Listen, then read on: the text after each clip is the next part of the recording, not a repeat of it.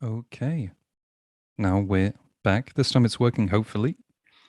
Thank you for your patience. And I don't know what happened before with, I was trying to connect. It's the first time I've been doing a live Q&A with YouTube. So something went wrong, but I'm back now. I'm actually doing it via Zoom into YouTube. Excellent. Harry, thank you so much. Yes, I am, you were saying before, expert in opening channels, different channels. This is, the technological side is a little bit different.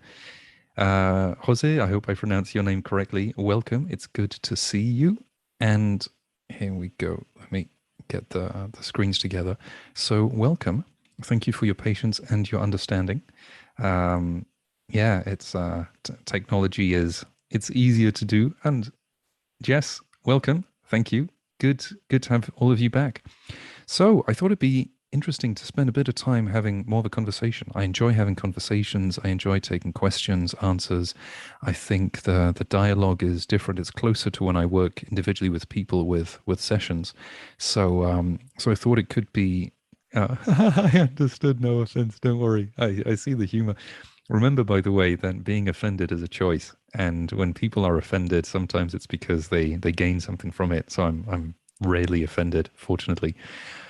Right. Oh, Max, you're from Austria. Brilliant. Fantastic. I hear that Austria is having interesting times. I hope everything is good for you over there and you're safe and you're well. So I thought it'd be interesting to take a few questions people might have, and then discuss them through. There's something much more spontaneous when having this type of conversation with people that I prefer, that feels much more natural to me. The YouTube format, by the way, I think is really interesting because I find it forces me to be more condensed in what I say, to respect people's time, respect the attention. There's something much less natural, but it also means I probably waffle less and I go around and around in circles less. So the exercise is great, but I sort of miss the human contact of just having a conversation, taking questions, discussing them. And actually, because I'm on Zoom, we'd even have the option if anybody wanted to come on live and have a conversation to do that. We can do that in the future. And because I'm on Zoom, I can actually use my iPad as a whiteboard to draw, to illustrate. So I think I'll be doing this moving forward. I hope the sound is good. I hope the video quality is good. I know the ventilator on my laptop just started because of all the software that's running. But let's jump in. Do any of you have any questions, any specific topics you'd like me to touch upon? And if so, then please just shoot away. I'll give you a second to type. And here we go. And as you're doing that, as a matter of fact, I was just thinking, hi Vanessa, good to see you. It's of course it's not quite seeing everybody in real life, but it's still not bad. It's still pretty close, so that's rather nice. Yeah. So I just posted a question. I saw something that I thought was rather amusing, which is the question of okay, excellent, excellent. How to co-parent with a toxic ex. Just going to write that down. So you'll see me lowering my eyes. That's just because I want to write things down and I don't want to forget. Okay, your son is 2-year-old. Okay, man, wow, that's not an easy one. There's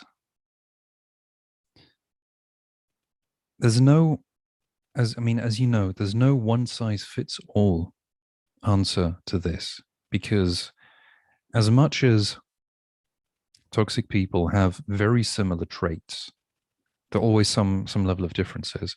But I think the main thing is realizing, if you look at the quality of relationship you can have between 0 and 10, so 10 is perfect, 0 is catastrophic, you have an upper limit with a toxic person. And it could be that the upper limit is 3 or 2 or 5.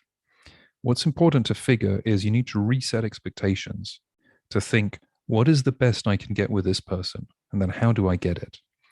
which involves understanding what you want, understanding what they want, and then learning to negotiate. They want, fortunately, a few contradictory things. They want to annoy other people and get the emotional supply. And they also want something from other people. This is generally where it's possible to play this tension against them. Oh yeah, they want the emotional supply, they want something from other people, they also want to maintain the fake persona and be the person they pretend to be, have people buy into it and play it.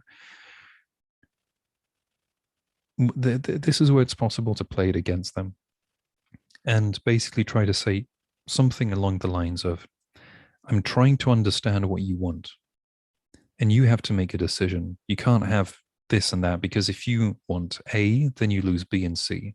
So if you want to really upset me, then why would I give you the other thing that you want, which might be, taking care of the kids on a specific point, which might be helping out with bills or whatever. And you want to sort of create this tension where they need a bit of goodwill from your side. And the only way for them to get the goodwill is to lower the annoyance. You can also play with the ego with this and say something along the lines of, I see that when you do this, it seems like you're being insecure. It seems like you can't get over me. Or I'm really concerned because of this. You want to minimize interaction, but basically just throw a few things out, saying the consequence of your action, of your annoying action, is something that you don't want. Try to tie this in, and sometimes you just have to do a bit of reverse psychology. So if you want to have the weekend off the children and go traveling, and you ask for it, you know the likelihood is that they're going to say, well, I can't take care of the children, you have to cancel your plans. But if you do something quite different where you say, I really want the children this weekend, you know that in all likelihood they will say, well, you can't have them because I'm going to be busy with them. The more you push this, the more likely they are to try to annoy you. So you need to basically frame the thing you want as being the thing that annoys you, so that they try to force that and they give it to you, if that makes any sense. I mean, I think in this case, taking care of the children, or if you really want to spend time with the children, just say, I've got this favor to ask you. It's going to be really inconvenient for me to have the children this weekend. Could you take them? And then that's when they're more likely. But some of them, that's when they're more likely to give the reverse, basically reverse, a form of reverse psychology. And sometimes you just have to negotiate with them this way for a certain duration, until you don't need to see them anymore. This is one part of it. Another part, which is really tough, is how do they raise the children, and what do they say to the children? And that's unbelievably difficult to give an answer about. I've seen multiple instances where two people were raising a child together, and the toxic person was having a lot of influence, a lot of negative influence. It's difficult because it depends on how old the children are, depends on the exposure that the children must have with this person. And sometimes what you want them to do is, spend less time with a child, and also understand what is their incentive. If they want to spend less time with a child, then it might be in the child's best interest. It's really difficult to say, because I'd need to know, well, anyone would need to know the specifics, but help you figure out the specifics. This is a very broad question, of course. But I think depending on the specifics, try to understand what's possible. Try to understand what you want, what they want, how you can use this, and how you can create the healthiest environment for the children, which probably will be having, the other parent around, just to avoid any sense of alienation. Well, possibly will be. It depends on the situation. If the person is too abusive, then maybe some, family authorities, counseling authorities will be the right people to go to, so that they can, well, share their point of view. So if you need to have an intervention, that the right people are there, they've got the right kind of support for the intervention. And I know that toxic people can have a really bad influence on the kids. I think what's important here, by the way, is really to avoid, and I'll probably say this again and again, avoid labeling the person as being toxic. Talk specifically about the behaviors and try to work on the specific behaviors that are a problem. When we label too much, we end up having debates. And if you come across and you say, my ex is a narcissist, people will probably say, well, you're not qualified to make a diagnostic. You probably don't have a very good situation and, with a person. And the question isn't, is the person a narcissist or not? The question really ought to be, to what extent are specific behaviors a problem? And then you can try addressing these behaviors. Vanessa, I saw your question. We're going to continue a bit more with Harry, then I get back to that. So right now, our son seems quite resilient, dealing with a breakup. My goal is to have more time with him to provide an emotionally stable environment for him.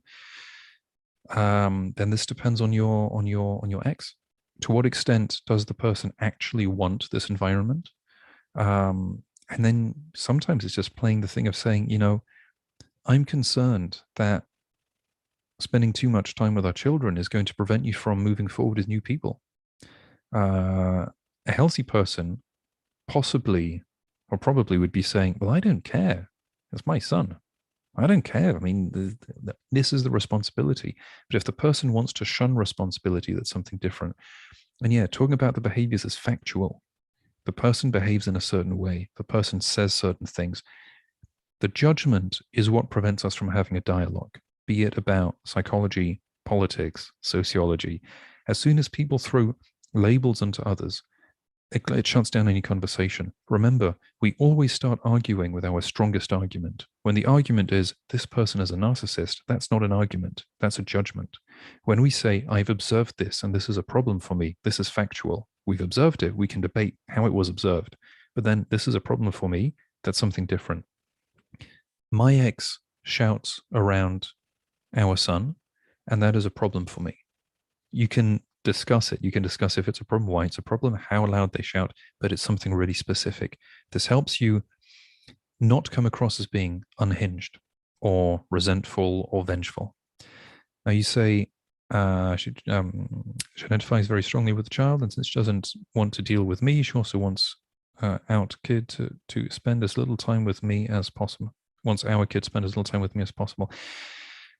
Yeah, that's typical. And unfortunately, it's really, really tough when the toxic person is a woman, because unfortunately, in the collective consciousness, the toxic people are men and the women are the good people. And there's a real blind spot here, which means that quite often there's a lot of alienation between fathers and children, even when the mother is less hinged, let's say.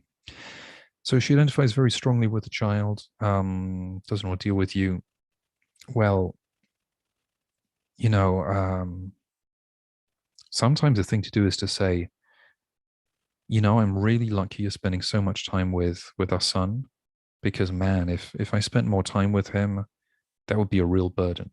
You say something like that to him. And, something like that to her. And sometimes that provokes the reaction of, I'll hand him over to you. Or you go, well, it's so selfless of you. You're spending so much time with a child and you're completely neglecting all of your dating life and all the other things you could be doing. I'm really grateful that you're taking so much burden onto your shoulders. I mean, it's probably too much for you to, you find something like this with reverse psychology, where, is it a form of manipulation? Well, unhinged people would react against it. Normal people shrug their shoulders and say, I got no idea what you're talking about. I mean, I'm doing what I want. It's my son, and so on. In this case, it's complicated because we wish we'd be able to have a proper conversation with a person and say something along the lines of, well, what's in the best interest for our son? It probably isn't only having your presence, and it seems like that's too much of a burden on you. So for whatever reason, the relationship didn't work out. Now, let's try to decide what is the ideal balance of presence of both parents and what are the problems. And it might be something to bring up is go, I'm concerned that if we don't manage this properly, we're going to create a real headache for you. Something to point out, incidentally, is that I don't know how your son's behaving, but the ages between like 2 and 4 for boys are really critical. It's up at, what is it? Between the ages of 2 and 4, that's when boys start becoming a bit more aggressive. And they're supposed to be socialized by the age of 4. If they're not socialized by the age of 4, then they become a real nightmare. And it's pretty much impossible to socialize them properly afterwards. It seems that archetypically, so really I weigh the word archetypically, which is not a blanket statement, it's simply archetypically, an archetype. Archetypically, men tend to be rather good, or it tends to be a bit easier for men to put down the limits for the boys, not systematically, typically. The fatherly presence can make it easier for the mother to maintain the easy, healthy relationship with the children. So as a father, you do have a role to play. And if you don't do it, this might be creating a massive headache for her later. So this might be something to bring up is go, I'm really, the selfish thing for me to do would be to let you continue like this. I'm concerned that this is going to create a real problem for you later. I don't know what you've done, how are you going to deal with it? It's going to be a massive inconvenience for me to step in, but I feel like it's the right thing to do. And you have to play with these elements to see what arguments persuade her, what she wants, how can you turn what you want into, how can you position what you want as being something that actually would really annoy you and would give her satisfaction and pleasure. And I'd say just try with that. And you have to, in this case, test and see, say something, see what results you expect and see if you get it. If you do get it, you're doing something right. If you're not getting it, you have to sort of triangulate. I hope that those few pointers are helpful. I'd strongly suggest find someone you can work with, be it a therapist. Lawyer, probably not right now. A therapist would be good. Lawyer, they're expensive. They don't necessarily understand. A therapist can be good.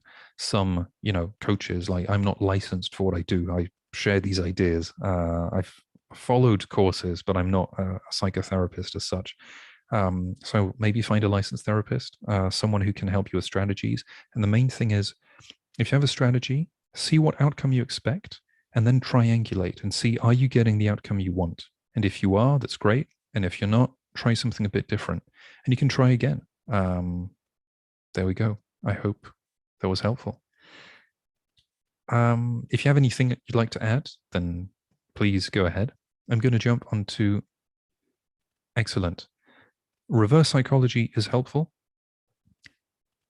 You probably find videos about that. Otherwise, just shoot me a message, and maybe I can do a video about reverse psychology and how it works. I'd suggest also look up Games People Play by Eric Berne. That's a great book about transaction analysis, which shows some of the dynamics. And sometimes when you understand the games the other person wants to play, and sometimes they try to dance between games, you can select a game, suck them into that game and see. But it seems that often if somebody, if somebody wants to annoy you, present what you want as being the thing that's really going to annoy you. I'm so lucky that I can go camping with my friends this weekend because I don't have our son.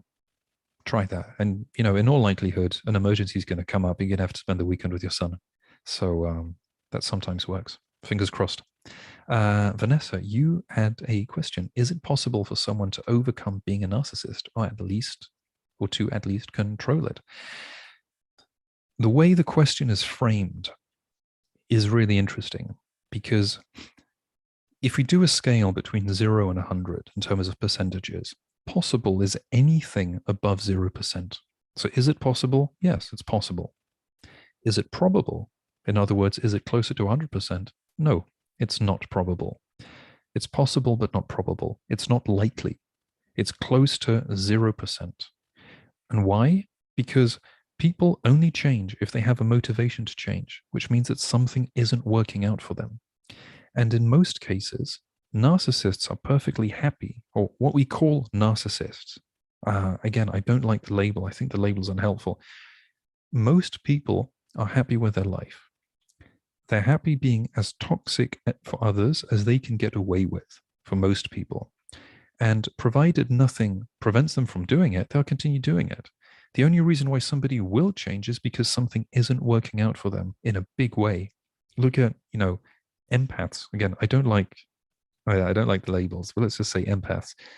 Empaths are perfectly happy being punching bags for others because they feel that it gives them some kind of moral high ground over others. You know, if I suffer, if I'm non-violent, even when somebody is headbutting me, that makes me a better person. I actually saw this in art exhibit recently. I wish I remembered who the artist was. And this person was saying, in any society, you've got 10% of people who are violent and bad and horrible. You have 10% of people who will be good no matter what. They will never hurt anyone else. And 80% who could go either way. And I thought this was really interesting because she was saying it. So she was an American artist who came to do something in Sweden in the 1960s. But she was saying it as being the 10% who would never hurt anyone are the good people. And the 80% in the middle, they're ambiguous. But I have a completely different reading. The 80% who could go either way might be the ones who've got boundaries and who will be able to say, if you do something wrong, I'll stand up against you. I will not be a punching bag for you. But then you've got the 10% where the level of empathy is so high that it's unhelpful for them and for others, where they'll say something along the lines of, I'm willing to be a punching bag, and the more I'm willing to be punched, the better person I am. But that's not helpful for themselves because they're getting punched all the time. It's not helpful for bystanders because whoever's doing the punching thinks, well, I can get away with it, so why should I change? And it's not even helpful for the person doing the punching because why should they change? Whereas if somebody tries to punch you and you headbutt them and they end up on the ground with a broken nose, that might be a good sign to stop going around trying to punch people. Not that I'm a fan of violence, but there's different ways of dealing with unpleasant people. Trying to protect people from the consequences of their own stupidity doesn't help them grow up. It's not a great idea. I actually spoke with one of my Twitter friends, Caroline, who was saying, talking about empathy, and she was going, well, look at the nuns, for example. They've got a lot of empathy. And I said, well, that's a different kind of empathy. They will help you. They will respect you. They won't try to protect you from the consequences of your actions. And that's the very helpful kind of empathy. I respect you. So if you do something stupid, then you take on the responsibility of your actions. If I try to protect you from responsibility, I'm treating you like an infant. That's not empathy. That's being condescending. And if we're willing to put up with too much, we're actually being condescending because we try to protect toxic people from, being, I'm not going to say a rude word here, but, it starts with A and ends with whole. And why should we do that? It's encouraging them. And I don't think that's really helpful. So why, can they change? Well, they could. I did a video about the $1 million question. If you tell a toxic person, we'll give you $1 million if you stop acting like a cretin, if you stop acting toxic, are they capable? Of course they're capable. It's just motivation. But why would they do it if they can get away with it? Why would they change? And this is the real question. Can they learn to control it? Yeah, if they have motivation. $1 million might be motivation. For some people, it might be $10 million, $100 million, or $1 billion. I don't care. But this is the thing we don't understand. What is their motivation? What is not working out for them? What in their system doesn't work? Psychopaths and cluster B people, I think cluster B might be a better term than narcissist. Oh, and by the way, I use narcissist because if I used any other term, I'd be completely destroyed by the YouTube algorithm. I'd never show up, and people look for the keywords. That's why I use it, but I don't like it. So, with these people, what's not working out?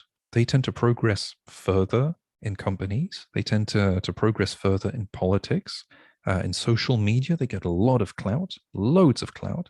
And people often, conflate confidence with competence. That's another video I did. Did I do that one? No, I did. It was close to the outrage one. This is similar to the Dunning-Kruger effect, where people assume that if people are really confident, it must mean they're really competent. Well, who's super confident? Well, narcissists. The cluster B people. They're basically too stupid to realize that they're completely incompetent, but they go around being so certain that they are, that people believe they are, and they can put themselves into positions where they can give orders to others who are much more competent, but aren't putting themselves forward. And because they are good at bossing competent people around, people think, well, you must be really good because your team is great. Yeah, I mean, sometimes. And this is the case until they're confronted with a situation that they can't actually manage. And then, they jump from company to company and so on. This is something to really remember. Confident people, it doesn't mean they're competent. Some people are just arrogant, and some people have got no idea. And this is also, by the way, really interesting. When you find someone who is confident and isn't willing to argue their point of view, or gets angry when you ask them to explain it, well, maybe that's a sign that the competence is simply a mask that they're wearing in order to try to bluff people. Whereas other people, the kind of people I get along with, we love the idea that we take ideas, we confront the ideas, and we discuss them. I mean, I've got blind spots with everything I say, but if we discuss it, we can try to uncover the blind spots. People who hate the idea of discussing ideas, they don't want to uncover the blind spots, and that's huge, huge difference. Let me see. So, Charlie, good seeing you. Thank you very much for your kind comments.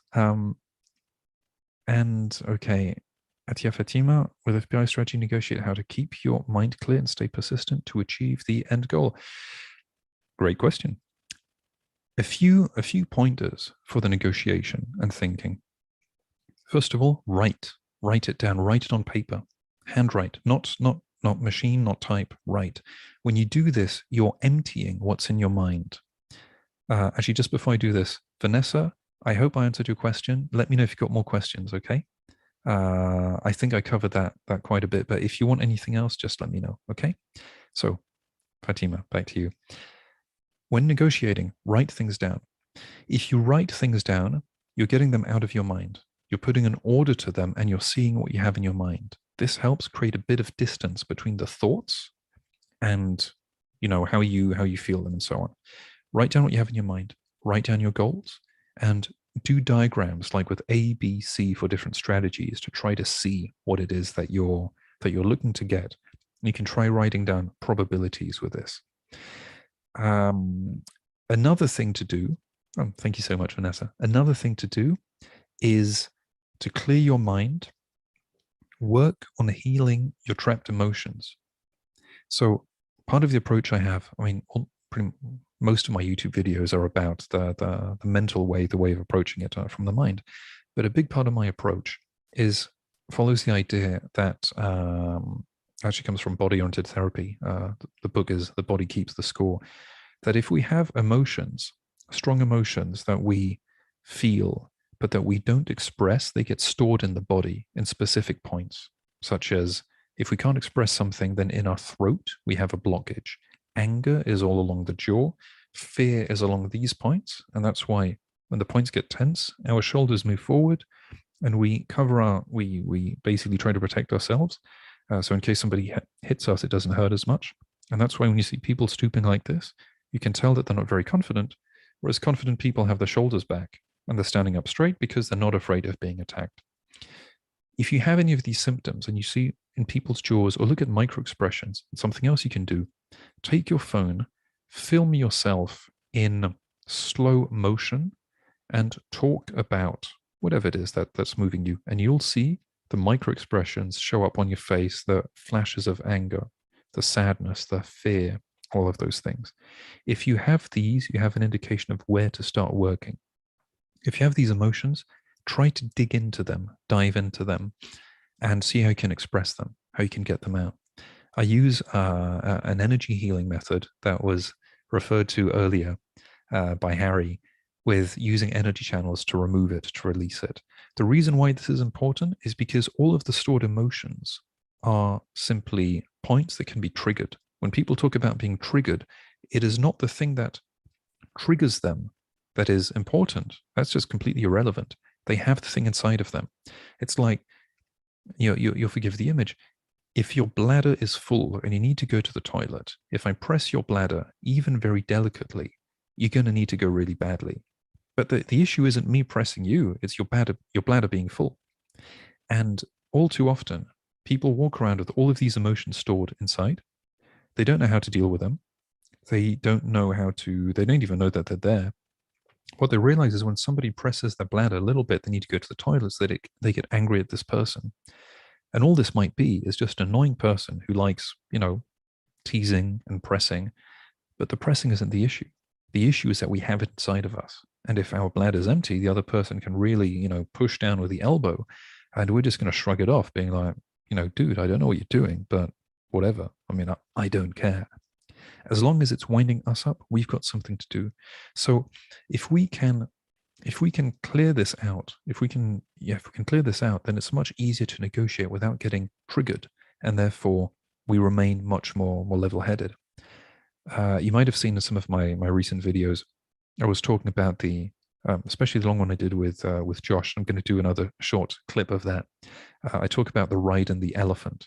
The rider is the rational mind. The elephant is underneath, is the emotional part that probably controls 90% of what we do. If the elephant is restless, the rider is going to have a really tough time trying to navigate the elephant, especially in stressful situations. Because when we're negotiating, there's a lot at stake. We're generally not sure how to deal with it. Most of us are not experts with dealing with it. And the other person is an expert of pressing our bladder and pressing the annoying points, which means that the elephant is really sensitive.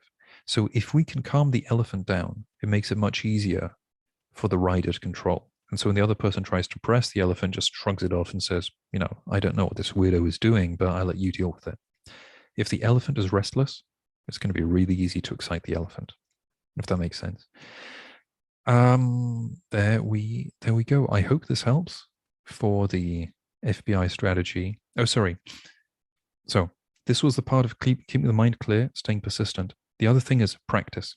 Practice, practice, practice. The video I did on the FBI one, I suggest watching it a few times. There's a lot of content in there. I suggest watching the Chris Voss masterclass, reading the Chris Voss book. Practice the methods. The more you practice them, then the more likely you are to do it. Like with all of these things, I explain them pretty quickly, and they should be making sense. Nonetheless, I know that, so I explained pretty quickly, they should be making sense. I know that a lot of these ideas that I share, it took me weeks, months, basically many, many hours to be able to process them and make sense of them and practice them. So practice with your friends, practice with other people. I see that you read, yes, exactly, Peter Levin. I keep on forgetting his name, Van Belk, whatever. It's a great book. That's great for understanding trauma and the body. And then if you find someone who does, for example, Reiki, that can work. Reiki is one of the energy channels I use, but then I use a Russian method far more. If you need help with that, let me know. I do this bizarrely. I can do it remotely by video. It sounds completely crazy. I know, but I've had sessions where people are just releasing years of trauma. And if it doesn't, whichever way I work, if we work together and it doesn't work, then I give the money back. So there's no risk. I don't want to be taking money if things aren't working. But if you want to try it, let me know. If you'd rather work with a woman, I've got colleagues in Russia and Kazakhstan who speak English, who use this method. If you'd like to work with someone else, another man, I also have colleagues in Russia and Kazakhstan who speak English, good enough English, who are really good. You can always shoot me a message. Not everyone wants to work with me. That's absolutely fine. Not everyone wants to work with a man. Perfectly get it. Just let me know. I think that for me, that was really helpful. And you had then otherwise exercises, but that book is really good. The Body Keeps the Score. Cool. I hope that answered, and I'll move on to the next one. If any of you would like to add more things, excellent. If any of you would like to add more things, just go ahead. I'll pick them up in the chat. So Smiley G, hi, welcome. Thank you for being here. I have finished with a partner. Now he doesn't put any effort into seeing children because he doesn't want to take them just to stay here. Should I let him come or allow him to disappear? What's better for the child? Both boys. That's a really tricky one. I can't tell.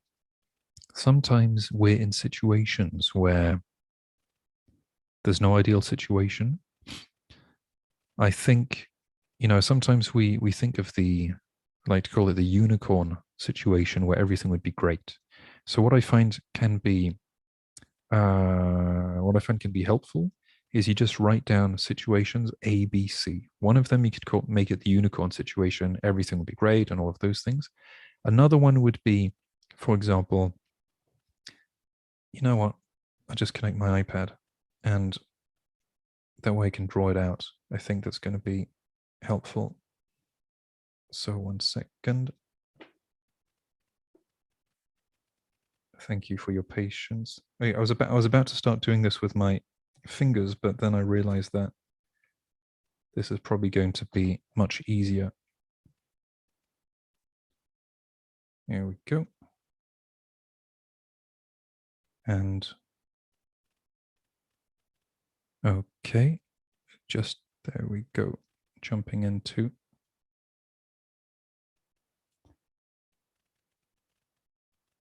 Okay, and for some reason, I think that you can't see me anymore. No, it's okay. You can see me. Fantastic. Okay, so what I suggest doing in this case is you simply draw out a few situations. So you've got situation A, situation B, and situation C. So situation A, let's call it unicorn. Situation B would be stays, and situation C would be he leaves. And what you try to do here is you basically establish what are the advantages of each situation, what are the disadvantages of each situation. We can also add here the unicorn one. The unicorn one is just for laughs. The disadvantages could also be simply what could go wrong. And okay, I see a few comments here. Too small, images gone. This should be full screen right now. From what I'm seeing on YouTube, it's full screen. So hopefully this is working out. What I suggest doing here is you just list what could be the advantages and you try to assess the probability of each of them. And you look through the different situations. So you try to assess the probability, and something else that you try to assess is the weighting. So how important is it between 0 and 10? So one advantage might be 9 out of 10, another one 3 out of 10. You can either do with 0 to 10, or you can do 0 to 3. Sometimes 0 to 3 is actually oh, thank you. 0 to 3 is actually easier simply to weight with all of this. To weight, in other words, to see what weighting you give. In this case, so you were saying he doesn't want to take them. Oh yeah, then the other thing here is what is the likelihood you can succeed? And then you might want to assess the cost of success. What will it cost you? And then what happens? You know, that's another thing. Let's imagine you can convince him to say, sure, I'll take the children. What then? How is this a benefit for the children? Not saying it isn't. I'm asking how specifically. I'm going to save this, by the way. I'm going to exit the iPad because I think that's, oh, actually, I'll exit in a second. I think it's really, oh, okay, excellent. I think, assess this. How is it a benefit for the child? Because there is a benefit, but what specifically is the benefit? And what is the potential disadvantage? If the person isn't around, or let's say if the person is around but makes the kid feel that they don't want to be around, is that better than the person not being around? I don't know. I've got no answer to this, and I don't think there's an objective answer. But if you can at least ask the right questions, it makes it easier to make an informed decision. If you let the person go away, to what extent is this a really bad outcome for the child? And let's imagine this happens. Then the question is, what do you do afterwards? If you accept that the toxic person goes away, well, okay, the child is missing a father, or the children are missing fatherly presence. Okay, is it impossible to find another one? It's not easy. Is it impossible? And what is preferable? Is it having a strategy to say, I want to go out and date and find someone who's going to be a great fatherly figure? What is most likely between that or having the person who is there be a great fatherly figure? Again, I don't know, but you can ask the question. I know one person who had, and this is anecdotal, by the way. So anecdotal is just one story. and the story is there to illustrate something, it doesn't mean it is representative, it doesn't mean it is statistically significant, and it doesn't mean it's relevant to you. Because I'm sure you can have I'm sure, a story of someone who wasn't really motivated, got talked into it, and things went out brilliantly. I have a story, and because I know the person, it feels like it's much more relevant because I know who she is. She had a child with a toxic person, and the father was really absent, but she thought it would be good for her son to have this fatherly presence. So reintroduced the father into the kid's life. The kid's now, I think, 16 or so, 15, 16. Reintroduced him a few years ago, and it's been her relationship with the son just went significantly worse afterwards. And the guy has been really bad and abusive with her. Well, let's say unpleasant. So she's been putting a lot of distance. I'm not sure that reintroducing this specific person, into the child's life was a benefit. I'm not sure if it would have been better to not have him. It might have been worse. We can't know that. But this is really, I think the main point here is the question mark. We don't know. We can ask the question. And then you know the father, you know the children, you know the context. You're the best person to sort of assess this, maybe with a bit of help, maybe with a therapist, to talk this through, to talk with whom to talk this through. This might be the right way to do it. But I think this first way to see it is look at the different situations, see how you weight them, and then you think, if I do one, what do I do? If something goes wrong, what do I do? For each of the problems, what is the alternative? Let me catch up with the comments right now. Okay. Okay. Yeah. So thank you, Jose. The approach of evaluating decisions makes it a bit easier for us to see. So in this case, it's super confusing. The unicorn thing, sometimes you just let it go. Oh yeah, and this is the thing, when you assess the probabilities here, you can assess some kind of range. You either do probabilities or you do likelihood from 0 to 3. Unicorn, probably 0. Get the person to stay, it might be 1. Let the person leave, it might be 3. So the cost that you'd have to expend to change things here would be, 3. The cost here would probably be 3, and letting someone go would be 0. And then again, you assess what you have to put in terms of time, in terms of mental health, in terms of energy, to try to get what you want, and then you can determine the likelihood of the outcome. You might say getting the person to stay has a 10% likelihood of outcome. If that's the case, is it really worth it? I mean, if the advantages are so massive and there is no alternative, that doesn't happen, then yeah, maybe. But if it's actually easy to let the person go, if the likelihood of having a good outcome isn't huge, then, maybe. Again, I don't know the person. I don't know if I'm assuming the person was toxic. I don't know to what extent they were toxic. I don't know how frequent the toxicity was. I don't know the intensity of the toxicity. Sometimes just people fall apart and they don't really get along. The communication isn't great.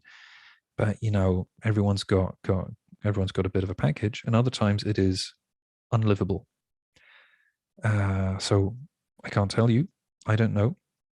But these are some tools to help you see perhaps a bit more clearly. And if you go and work with someone else, with a therapist or a counselor, this might be a helpful framework. I know it's not very often that people use this framework, but if you walk in with this framework, it might also guide the conversation and make it more helpful. There we go. So what happens, just to explain, when I shut down the whiteboard, I've just saved the image, but I lose the whiteboard. I can't get back into it. It's a strange thing with Zoom is if I'm connecting with the iPad, then I lose the whiteboard. If I connect with the other one, then it saves it. So I'm going to lose this whiteboard. I hope that's okay with everyone. I've saved it. If anyone wants the picture, let me know. I'll probably just upload it to my website so it's easy to download, or take a screenshot. I count in my head to 10, and then I will close this, and I'm just going to look at the next comments. Okay, Harry, isn't it also important to realize where one's own agency ends, as in radical acceptance? Now I'm closing the whiteboard. Yes, it is very important to understand that. It's very important to understand when it's just time to accept how things are, even if we regret the way things are. It's important to remember that people have choices and we don't have to like the choices. We can accept the choices. It might not be the best choice, but if somebody doesn't want to be a parent, we can negotiate with them, we can haggle with them, we can also just respect the choice. This is why also I think the assessing the advantages and disadvantages is important. If we realize that respecting their choice creates a massive disadvantage, especially for children, then maybe the right thing to do is to, you know, fight a bit, to negotiate a bit. If we realize that respecting their choice doesn't really create a massive disadvantage, then maybe the right thing to do is just let go. And then the alternative, if they really don't want to do something, is that they feel constrained to do something. And that's a really strange thing, is even with healthy relationships, when people feel obliged to do something, they can be really resentful, especially if they're a bit immature. And to be honest, most of us are a bit immature. If somebody wants, if we feel forced to do something, it's easy to resent being forced to do it. If it feels voluntary, we can really embrace it. This is something, by the way, that I think is really amazing, that I picked up from my Russian and Kazakh friends in terms of male-female relationships, where they were, I tell them about the West and they just shake their head and go, like, you guys are nuts. You've got everything completely wrong. And so one of the things was the typical gender roles, the the women staying at home and cleaning and taking care of the house. And so I made a comment about that with a very Western point of view. And one person just looked at me and said, did you never hear of the 5 languages of love? That you can express your love towards someone in 5 different ways. So you might have heard of this. It's quality time, words of affirmation, touch, acts of service, and presence. And the person says, so the woman says, well, for me, making the space nice is first of all something I do for myself, but something, of course, I'm going to do for my husband because I want the space to be nice. It's a way of showing him I love him. I don't understand why you guys are so resentful. All of the so-called chores you talk about, it's just a way to make the space nice. It's something you should do for anyone you love. And if you won't do it for yourself, you don't love yourself. And if you won't do it for someone else, you don't love someone else. And that was an interesting moment where, like, I never saw things that way. That's a different point of view. Um, so yeah, the point here being, I think one of the reasons why we don't like it is we view it as being a chore that's imposed onto us. Whereas if we choose to do it, I think we're much more likely to really enjoy cooking, taking the bins out, doing whatever it takes. It's really about the mindset. If we view it as being a way of showing the other person we love them or showing us that we love ourselves, then maybe we enjoy it much more. And yeah, radical acceptance. Yeah, it's accepting that people have they have like you said, agency. We don't have to like it, but if we don't like it, then, well, what's the alternative? Um, being able to accept being able to accept that things are the way that works for most people is sort of a superpower. There was I don't remember if it was Saint Thomas or if it was simply Alcoholics Anonymous, the prayer of, Lord, give me the strength to change that which I can change. Give me the patience to accept that which I can't change, and give me the wisdom to know the difference between the two. And I think this is really, really important to remember, to know the difference between the two. Too often, I see people expend a lot of energy and time trying to change something that has pretty much a 0% probability of changing. And then they get really frustrated when it doesn't work. I think time and energy are very important, very valuable. And it's a good idea to value it, to treat it the right way. And accepting other people's agency, I think, is a big part of it. Okay, Smiley, I'm happy that you liked that you found that was helpful. Simone, welcome. Thank you for your question or comment. My ex has minimal contact with his son and leaves the country for months on end. He is not very attached to his dad, and I feel this has less impact on his emotional well-being. I am his stable base. So The ex leaves the country on son on end, and the son is not very attached to his dad. Yeah, well, we're we're resilient people. They're of course archetypes about the ideal situation. Ideal situation is stable family, stable parents, man and woman, and providing the right kind of support and care for the child. That's you know to some extent the time tested formula. I mean, time tested. We've changed so much in the past 100 years that it's very difficult to say, but it isn't because it works really well that nothing else works. And a lot of people grow up just fine with single parent households. The dynamics are different. Simply, it's different to just be a single mom or a single dad. To being two people, it's different to being one healthy person and one unhealthy person. It's different, and children are really resilient. Sometimes they're doing absolutely fine. I think it's a good idea to be aware of potential challenges and observe also what could be happening. I can help observe and preempt any potential problems. So yeah, I think observing is important, and trusting the kids. And usually, what I've seen is really helpful is giving the kids space to simply communicate. And if they're confused, if they're frustrated, let them know it's okay. They're allowed to be confused and frustrated, be unsure, be uncertain of things. It's all good. And if things are working out, remember the thing of balance. If things are working out, they're working out. Can you fine tune things? Well, probably. But if things are working out well enough is good.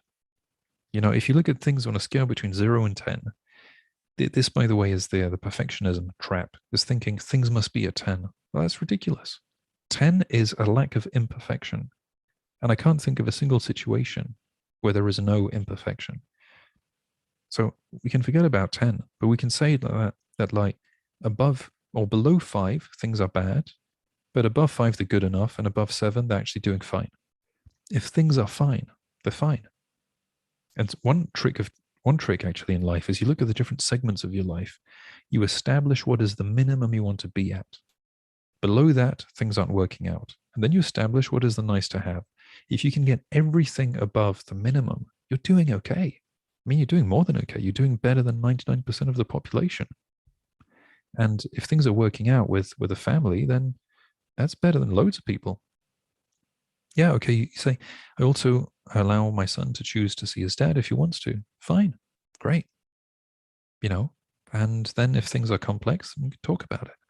Like Obama said recently, the world can be a messy place. And things are seldom black or white. It's seldom that one person has only got bad sides, or that one relationship is only unhealthy. And you see that with people who go, well, I know this person is not healthy, but I see that my child has a good time with them. Good. They have a good time with them. And they can maybe understand that you can have a good time with people who also have an unhealthy side or an unpleasant side, or somebody can be lovely with you and can be terrible with someone else. And these dynamics are complicated and complex. Provided we can communicate about them, then it's fine. And I think, one of the mistakes I see every now and then is people trying to impose on the children or live through the children. And that's often perceived as being difficult and unfair. And that's where you risk getting a bit of a rebel reaction, which can break the balance. And I think that's something it's a good idea to try to avoid. If there's, having balance is good. I like taking the surfing analogy. You try to surf, so you got the waves, that's chaos, and the surfboard is order. Being able to stay on that surfboard isn't easy. If you're staying on it, we don't have to be too ambitious. We can try to fine tune a bit.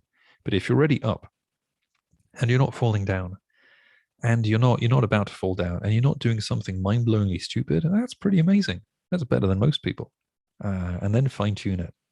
So it sounds like things are sort of working out. If they're not, then well, help is out there. You have therapists, you got books, you got videos, you've got people like me, you've got other things. Books on how to communicate with your son, how to talk about things.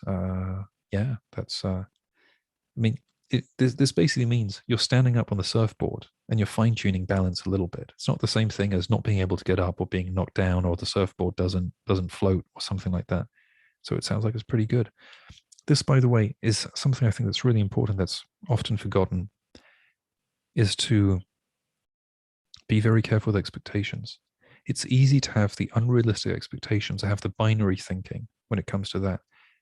You know, when life, how should I put it?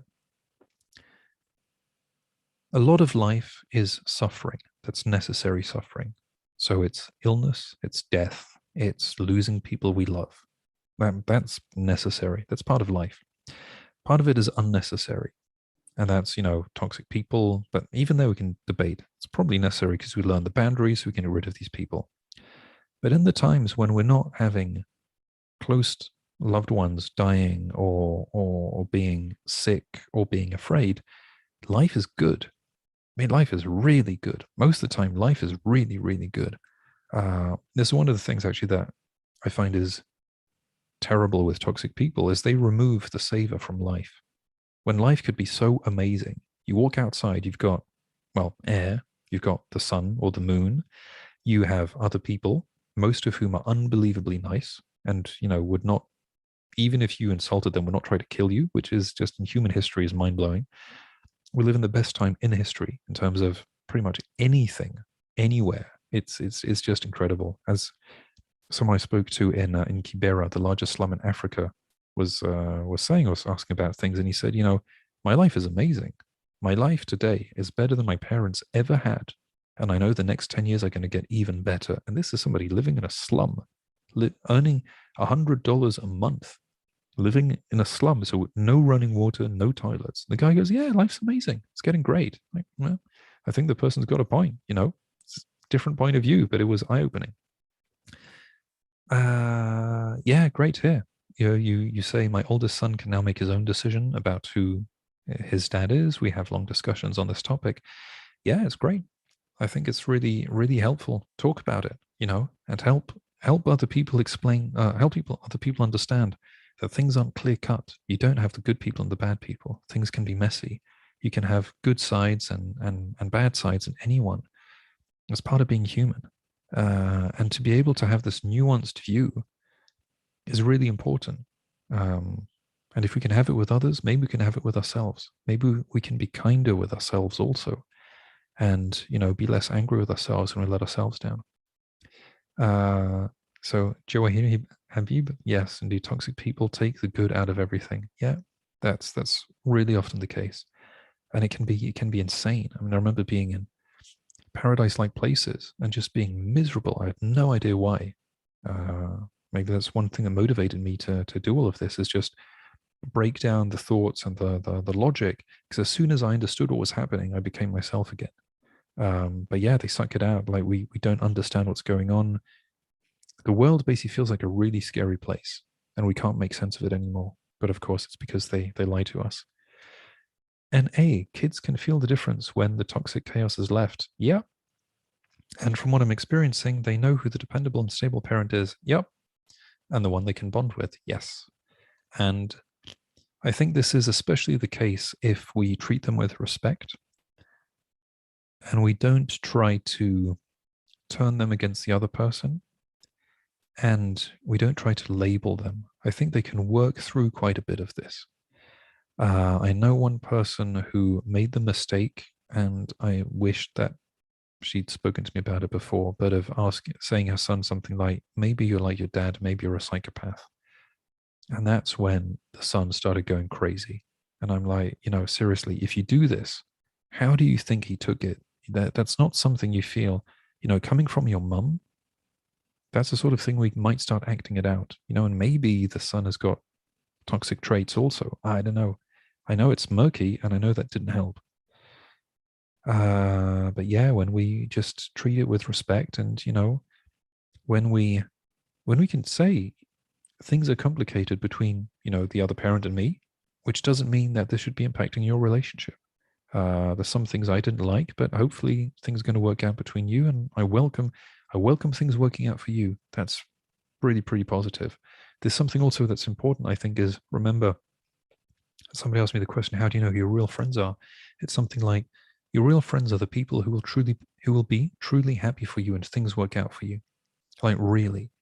And if you can say something like, you had a great weekend with the other parent, I'm really happy. It doesn't go without say, if things can work out for you, I'm really happy. What's going on between them and me is irrelevant. That it works out for you is what's really important. If there's anything you want to talk about, I'm here, but I really want things to work out for you. And that's really, one form of the unconditional love that I think is really helpful. And then, yeah, usually they can say, well, that's weird. One person is supportive and is positive, and the other one is trying to badmouth the other parent and make things difficult. People can sort of sense what's going on there. It's about trusting them, I think. Harry, yeah, in a way, toxic people can also have a refining effect on our personality because they force us to define our boundaries. Yes, this is very much the case. I like to think of having an emotional immune system, and we have vulnerabilities. And narcissists are unbelievably good at finding those vulnerabilities, infiltrating the emotional immune system and poisoning it from the inside. So if we have them, I just view them as a symptom of a deficient emotional immune system. Once we find out where the deficiencies are and where the vulnerabilities are, we can do something about it. And then we become stronger and healthier and better. So they're fantastic. I mean, it's really like, if let's say you've got a convertible car with how do you call it, a soft top, and you see that there's a leak. If you understand where the leak is coming from, you can do something about it. That's all they are. They've got about as much agency as the rain. So that's it. We figure out where the leak is, stop the leak. That's that. And that really helps us, as a matter of fact. Fatima, so how do we keep children aware of the toxicity without turning them into anxious and oversensitive persons? Yeah, good question. My suggestion here, focus on behaviors. Focus on the behaviors that are unhealthy. So you're not saying this person is toxic or this person is a narcissist. You simply ask questions such as, when someone does this or says this, how do you feel? And if they don't feel okay, then you can talk about it. If they feel upset because somebody suggests that maybe 2 plus 2 is not equal to 5, then you have a different issue with boundaries because they don't want to accept reality. But if they say, well, when the person talks to me this way, I'm not happy about it, help them examine what it is. Is it the ego getting in the way? And if so, what does that say? Or is it that there was a tinge of meanness in what was said? And when you focus on the behaviors, it makes it easier to, first of all, be objective on factually what happened. And if you can't agree on factually what happened, we can't think. Factually what happened. And then also, what are the different possible scenarios? One possible scenario is, I'm overly sensitive. That's one. Another one is, maybe that was a bit mean. And maybe the person was actually trying to upset me. And maybe, because I'm thinking I'm overly sensitive, that's a blind spot I have, so I don't see the meanness. And that's really often used by toxic people. And this is why some of us can be prone to have this happen to us, is because our default assumption is, I did something wrong. If we have this default assumption, that's something we need to work on. But when kids learn to see, or when anyone learns to see the behaviors, it's easier to say, for example, when you use this word, it doesn't work for me. I just called you an idiot, but I was just joking. Yeah, maybe it doesn't work for me. I remember someone saying, as a joke, it wasn't the F word, but saying something like that, and just saying, listen, I know you don't mean it seriously. I can't say that and look you in the eye. I can't. It doesn't work for me if you do that. I know it was a joke, but it doesn't work for me. I'm really sorry. Just don't do that again. And so they were going, yeah, but I didn't mean it. I know you didn't mean it. I know it. Nonetheless, this is no go. Don't do it. It does not work for me. I understand it's a joke. Don't. There's some words, words have weight. Some words you don't say them. You don't tell, I'm going to look away from the camera for this. You don't tell someone that you love them if you don't mean it. Not a healthy person. You don't tell someone to go and screw themselves if you don't mean it. If you do mean it, look them in the eye and say it. If you don't mean it, don't say it. So yeah, down boundaries. explaining the behaviors, and sometimes just thinking through it. And also, so with this, remember to have the few scenarios. One is you're too sensitive. The other one is maybe something isn't working out. And if you show these two, it's easier to accept multiple possibilities, but not just be locked in the, well, I'm just too sensitive one. We want to address things people might think so that they can say, well, maybe it's not entirely that, and maybe there's something else that happened that wasn't very good. So Simone, yeah, if we can listen and emotionally support them, so the children, we can build their inner strength. Yeah, this is really important, by the way. I assume most of you have seen videos where I talk about the rider and the elephant. So the rider being the rational mind, the elephant being the emotions. Is really helpful with children. I mean, with everyone, children, but also with parents, with children, to think in these terms. You've got the rider, the elephant, and then you can always ask, "How is your elephant feeling?" Because when we talk about the elephant in third person, the person describes. And so they tap into what's really going on inside, going, my elephant is feeling a bit let down. My elephant is feeling a bit lonely. There's no arguing with the elephant. How the elephant feels is how the elephant feels. And then you can take another step and go, well, why do you think the elephant is feeling a bit ashamed? And it could be, my elephant always feels a bit awkward around other people. But it could also be, my elephant knows that she did something really stupid and she doesn't know how to deal with it. So that's usually quite helpful. Talk to the elephant, help them think in terms of elephant, creates a bit of distance, and then they describe it, and that's usually a very good key. And also, elephants are cute, so it's nice to think about them. Oh my goodness! Wow, we have loads of people joining. Excellent, Jesse. Good to see you. How you can make it. And I think you're still outside on your bicycle, so it's really cool. Nicolette, hi. Really happy you're enjoying this. This is amazing. I can't believe the turnout. Wow. And good to see you. Excellent. Yeah. Sorry, complete blank. Thriving and beyond. I've got this thing with names and names of the YouTube channel. Wow, and this is of course the stress of being live. Good to see you. Thank you so much for showing up. Yeah, NA here, fantastic. Boundaries make bullies feel like victims when you start setting boundaries. Absolutely, because they can't get their way. They can't get their way, and they love to get their way. So of course, from their point of view, if they're not getting the way, then they are just a victim. Leslie, there we go. I knew it. There we go. So yes, if they can't get the way, they're a victim because you're preventing them from getting what they want. So from their point of view, they're a victim. From their point of view, it always makes sense. And this is really helpful, by the way. Put yourself in their shoes. If you try to look at the logic is, I want X, Y, and Z, and I expect to get it. Whoever prevents them from getting it is a problem. I remember one person actually who had quite a few toxic traits and was very manipulative. And at one point I just said, why do you manipulate people like this? Why do you lie? And why do you set people up? And she said, well, it's not my fault. If people just gave me what I wanted, I wouldn't have to do it. But because they don't, they force me, they make me. So even there, she was viewing herself as being a victim of manipulating others. And so, of course, I said, well, what if they don't want to give you what you want? She said, well, then how am I going to get what I want? I don't care if they want, I don't care what they want. The question is, what do I want and how do I get it? They are relevant. I'll do whatever it takes. Which was really candid, really interesting. But I think that's the right way to view it. What do they want? And sometimes they want multiple different things. They want supply, they want entertainment, they want attention, they want to see people suffer. They want money, they want clout, they want to feel desired. There are plenty of things like that are really interesting to look at.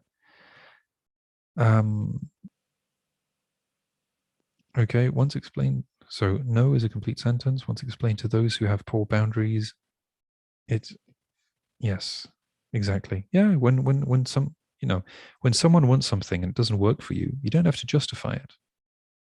They want something. Very good way of doing it is saying, I'm sorry, that doesn't work for me. Leave it at that. Doesn't work for me. They can argue. You can just say, well, I hear what you're saying. It still doesn't work for me. I'm really sorry. I am sorry. It doesn't work for me. The often the soft way out of it works better because it avoids the confrontation and they get more bored. If you go into the confrontation, you start arguing. Don't argue. Don't argue. Hence the thing of just, shrugging and saying, yeah, maybe I need to think about that. Just move away. Get out of there. They want to fight. Yeah. Okay. Maybe. Just low energy. I was trying to remember, what is it? Trump called someone low energy someone. I don't remember how that politician was, but maybe look at him. If the guy was really low energy, then look at him and try to imitate it. But yeah, just the low energy thing. They love getting high energy from people. Just do the low energy thing. Yeah, I don't know. Maybe. By the way, I might tell you a story of how I went grey rock without realizing it. Let me go through the comments. Yes, Leslie, exactly. I in my mind, exactly, move through to thriving. There was an M in my mind. It's like it doesn't start with M. Anyway, great to see you, Leslie. Really good. Harry, yeah, the extreme victim mentality is a total red flag, total lack of empathy. Yes, the extreme victim mentality is people love to be in that situation. There are plenty of advantages of being a victim. Loads. You get sympathy, you get support, you get attention, you get people trying to solve your problem. Total lack of accountability. When people label themselves as a victim, maybe we want to assume they want to stay a victim. And if we hang around them, they're going to suck us down and drain us. And if we don't help them, then they, not interested. This happens so often. We get quite a bit of this, by the way, with the with some of the dynamics in couples. I feel like saying it's often the woman being the victim, but I've got no idea, so I'm not going to say anything about that. One person presents himself as a victim, the other one is the savior. Actually, it's both. It's both. You got the bad boy and the girl trying to save the bad boy, same thing. So the other one views himself as being a savior. And as long as you have that game playing, it's a game. But if one person basically says, I see where you're at, I respect it, but I'll let you continue. It doesn't work for me. Most people just shrug it off and say, well, then I find someone else, because they want to continue playing that game. If you don't know it, transactional analysis, read it. Eric Berne's book, Games People Play. It's fantastic. It describes these games. And once you see them, you can't stop seeing them. It's hilarious. It's so funny. Oh yeah, and the other thing is also when someone's got the victim mentality, it's all about getting attention onto them. So there's not much empathy for others. Now, Nicolette, it's rare to get a bully to have that one-on-one conversation, and on the chance it happens, should we really believe what they say? No. I think most of the time so I don't remember exactly what this referred to. Most of the time with bullies and people like this, I think it's important to prepare the conversation in your head so that you don't have to have it in person. Because when you can figure out the other person is full of nonsense, you don't need to talk about it anymore. I think a lot of what I'm describing are conversations to have an hour ahead that we don't have to have with the other people. When we don't need to have them, we just shrug it off and move away. I think that's really helpful. And then also, why would you argue with someone who's being dishonest? They're gaslighters. So where are you going to go? Hey, you gaslighter, you're gaslighting me. Like, yeah. Like they're going, no, I'm not gaslighting you. You're doing it again. I don't know what you're talking about. How can you even have a conversation? If you're convinced that it's the case, it's fine. If you're not convinced, maybe you want their point of view. But if you want their point of view, then you're not convinced. This is assuming the other person might be honest, they might realize it, and they might have any incentive to tell you the truth. I'm not sure that's really the case. Prepare. I think this is one of the main keys is if we've been through this, there's a feeling of, not being settled, of being restless in the mind and looking for a key somewhere and looking for it outside so someone can say, I'll explain things to you. I know that I had it, and it was horrible because I felt like I couldn't trust my mind, like nothing made sense. And I kept on just trying to understand and talk about it. It was really tough. And what finally made sense was when I could rely on logic. And the logic was very simple. The person I trusted lied to me about one thing. If the person lied about one thing, then the person could have lied about anything else. And that's when all of the card house started falling down. A lot of lies. So I go, okay, that's a lie. This was a lie. This other thing was a lie. And when you start seeing where the lies are, you don't need them anymore because you know they're lying to you. And that is so much easier. If the person's a bully, bullies are not likely to go, yeah, you're right, I was a bit of an idiot. But you don't need to argue with the bully. You just want to get out. You don't want the fight, you want to get out. And knowing when to simply get out is, it's a skill.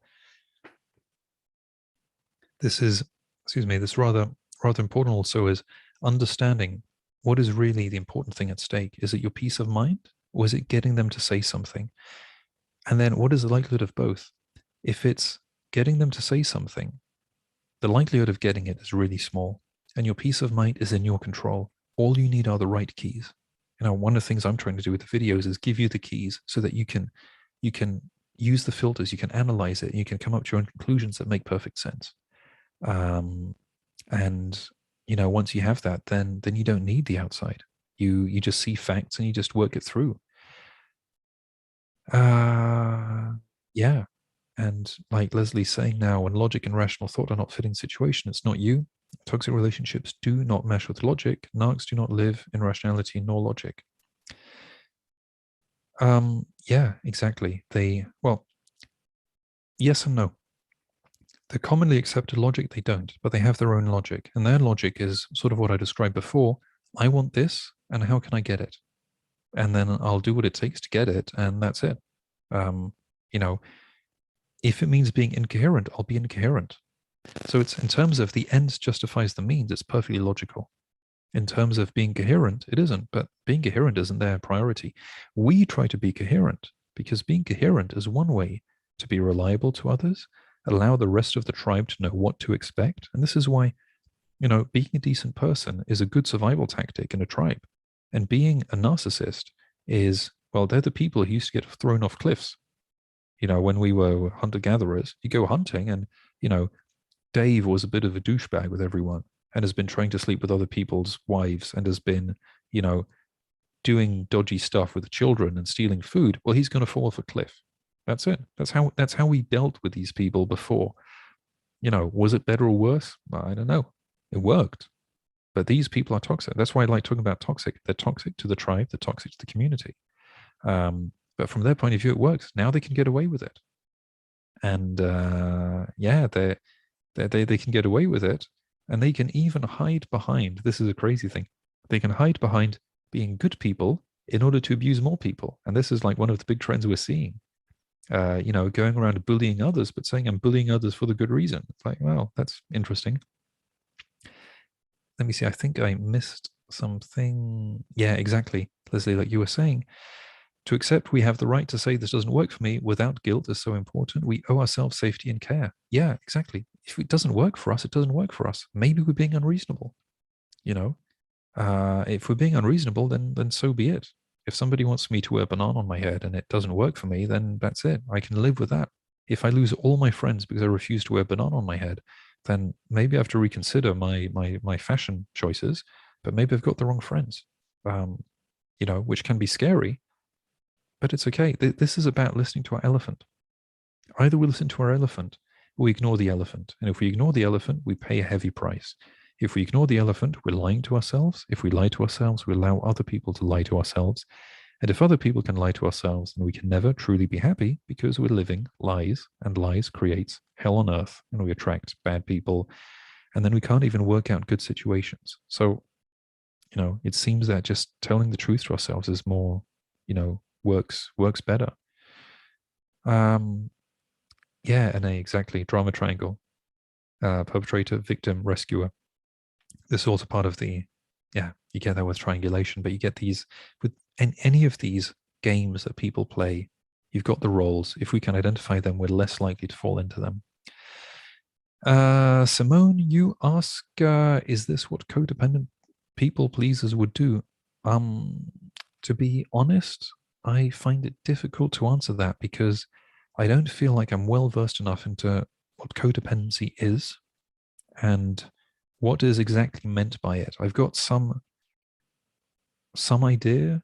I'm not sure I understand the concept well enough to comment on that. So I'd rather suspend my comment. So I saw it, but I don't want to say something ridiculous.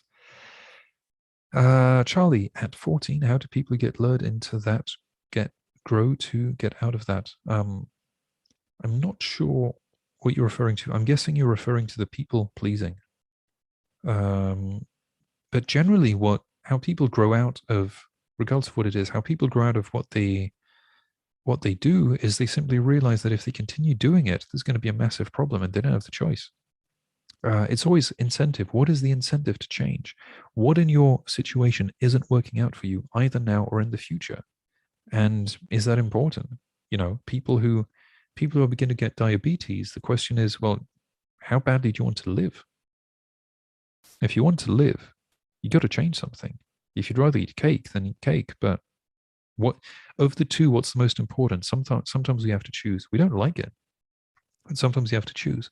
And sometimes what works is going, if you don't change, the likelihood of having a healthier relationship for yourself or your children, or just yourself, the likelihood is pretty much nil. Do you want more of the same? Do you want more of these toxic relationships? Do you want more of we see what the people pleasing does. It's hell. It's hell on earth. Things can't get worse than that. You end up in the worst situations, and it keeps getting worse until we stop and we change something. So if we want more of that, we can continue with more of that. If we don't want more of that, then we have to change something. So, well, where do we start? Somewhere. But even the idea of starting somewhere is huge. Maybe finding out about it is massive. Paying a therapist, that's a huge, huge difference. I remember the first time I was thinking of paying a therapist, it seemed really expensive. That was in Switzerland, so it cost $170, something like that for a session, $200 for a session, depending on the exchange rate. Let's say 170. And I was really reluctant. But then, like someone pointed out, you're reluctant to do this, but you're going to be having, let's say 10 sessions, so that's 1,700. But you're willing to spend $1,000 on your car just for the maintenance. If your car breaks down, you'll get another one. It's going to cost money. But if you break down, what are you going to do? Like, you're more important than your car, but you're more willing to spend money on your car than on yourself. You'll spend however much money on a new pair of shoes or a computer or a phone, or you're even just going through the budget. It's really interesting. It was really interesting for me to go, this is all the money I spend every month on phone and internet, broadband, and all of those subscriptions. This is how much I spent on going out, on restaurants, on alcohol, back when I used to drink. That's my budget, but I'm not willing to spend a percentage of that on my mental health. Like, really? Is this really what my priorities are? Seriously? And that was a bit of an eye-opener, going, wow, and even that just changing, of going, well, maybe I could do something for my mental health. That was an eye-opener. So yeah, that's usually helpful to realize I want to change something. I'm willing to invest money, time, and energy. That starts helping us realize that it's really important. And when we're willing to do that, then change can happen. We can break so many patterns if we want to. What prevents us from doing whatever we want? Not very much. I mean, there's some physical constraints, some financial constraints, but for the rest of it, what prevents anyone from being assertive? They don't know how to do it, but nobody else is preventing them from doing it. It's really interesting to observe. And then if they want to learn how, then there are ways to learn how. Oh yeah, shame on you, Dave. Exactly. NA, acceptance that nothing you say can teach a disordered person victim mentality what is real. They can't accept reality. As long as it works for them, they have a massive incentive to continue. And, when you want, I'll just jump in with a whiteboard again. This is something I learned in systemic psychology that was really helpful for me. Really disturbing, but really helpful. And, okay. Again, we say the person has got two situations, A and B. You know what? Do that differently. There's now and there is change. So here, the person has some advantages and they have some disadvantages. If they change, they have some disadvantages. And if they change, they might have some advantages. A mistake we do when we want to quote unquote help someone is to only focus on the disadvantages they have and only focus on the advantages that they will get. We forget that the advantages are not certain. We forget that the advantages they have now are certain, so they know that they're going to be losing at least part of the advantages. They're not sure they're going to be getting new advantages. They're afraid of the new disadvantages. And as for the disadvantages they have now, we don't know to what extent they are disadvantages. We might believe they are. You know, you don't have a life. You're sitting in your parents' basement, drinking beer, playing video games. You're missing out on plenty of things. Right? Well, we don't know to what extent that's really a problem. Because when we look at the situation as a whole, they have no responsibility. That's a huge advantage. They can feel sorry for themselves. That's a huge advantage. They have an excuse for not doing anything and not risking anything. Why would they want to change?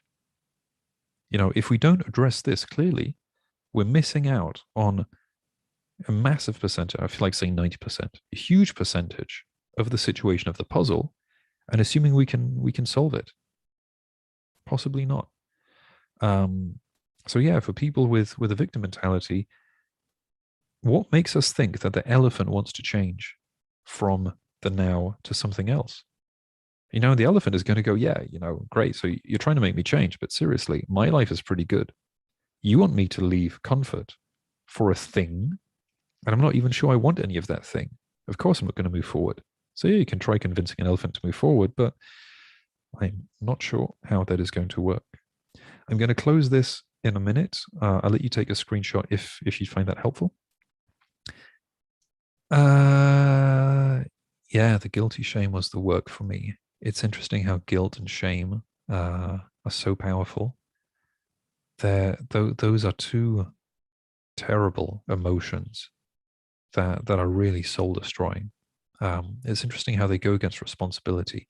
As much as when we grow up, we tend to feel, you know, shame or guilt, and when we become adults, we're supposed to become responsible. But it's so easy to tap into the shame and the guilt, remove the responsibility, manipulate others doing that. That's a classic one. Tap into the inner child. If anything there hasn't been healed, it's so easy to tap into it, and so easy to manipulate others with that and be manipulated.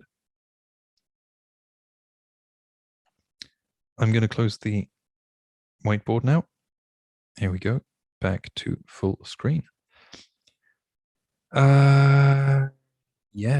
Okay. I can jump on the wow, I'm catching up with the chat. So I'll tell the Grey Rock story more fully. I just want to go through the rest because I think this is more on topic, and then close that and tell the Grey Rock story. They don't want the reality, it's too painful, but the fantasy, yeah, exactly. Reality is painful. But that's reality. You can live in the fantasy. It's much more comfortable, but it's not real. So what incentive do people have to actually leave a fantasy and go into reality? It's a bit like the Matrix.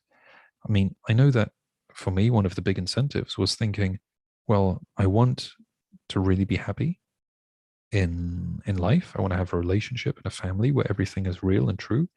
And I know that if I am not fully embracing reality, I will sabotage it. That was one of the gaslighting things I had with one toxic person, where I felt terribly guilty because I felt that my inability to address my fears had led me to sabotage the relationship. And I did have an ability to address my fears, and I wasn't comfortable, and it was a great learning process. I mean, it was horrible. It was months, you know, 6 months, probably a year of constant pain and misery.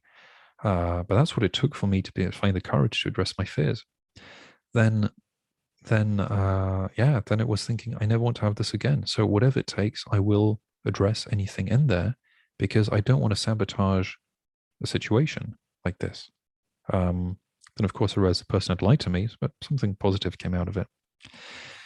Leslie, yeah, these choices can be painful. Making difficult choices to get out of toxicity can also save your life. Tough road, yes, but sanity and peace cannot be replaced. Yeah, I think it's really important. Observe the two situations. Nothing changes. Now, what's your future?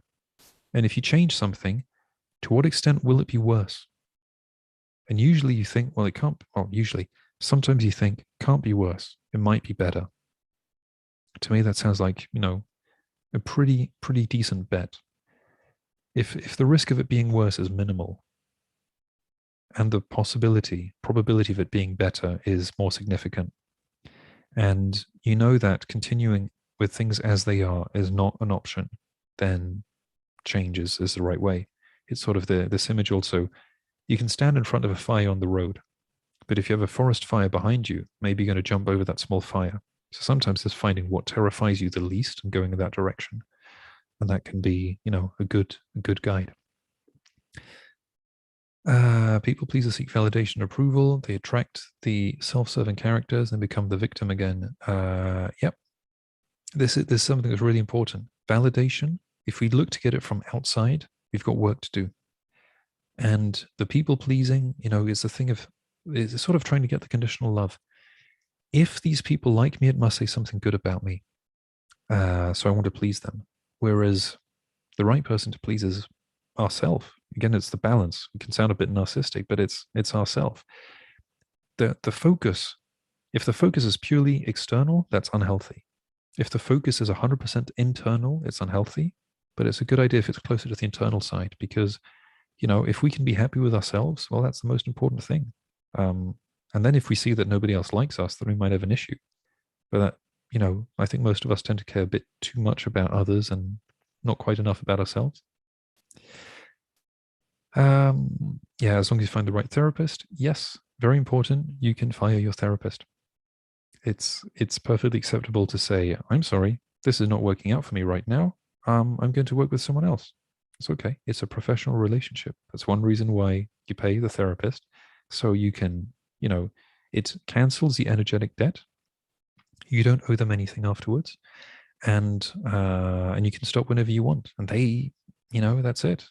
Um, for me, it's weird working in this capacity as I work with people and then sometimes I never hear from them again. And I just wonder, like, is everything okay? And then, sometimes out of the blue, I get a message going, yeah, just want to let you know everything's great. Thank you so much. That's perfect. This is one of the weird things because it's not friendship, it's a professional relationship. And if people are doing well, that's all that counts.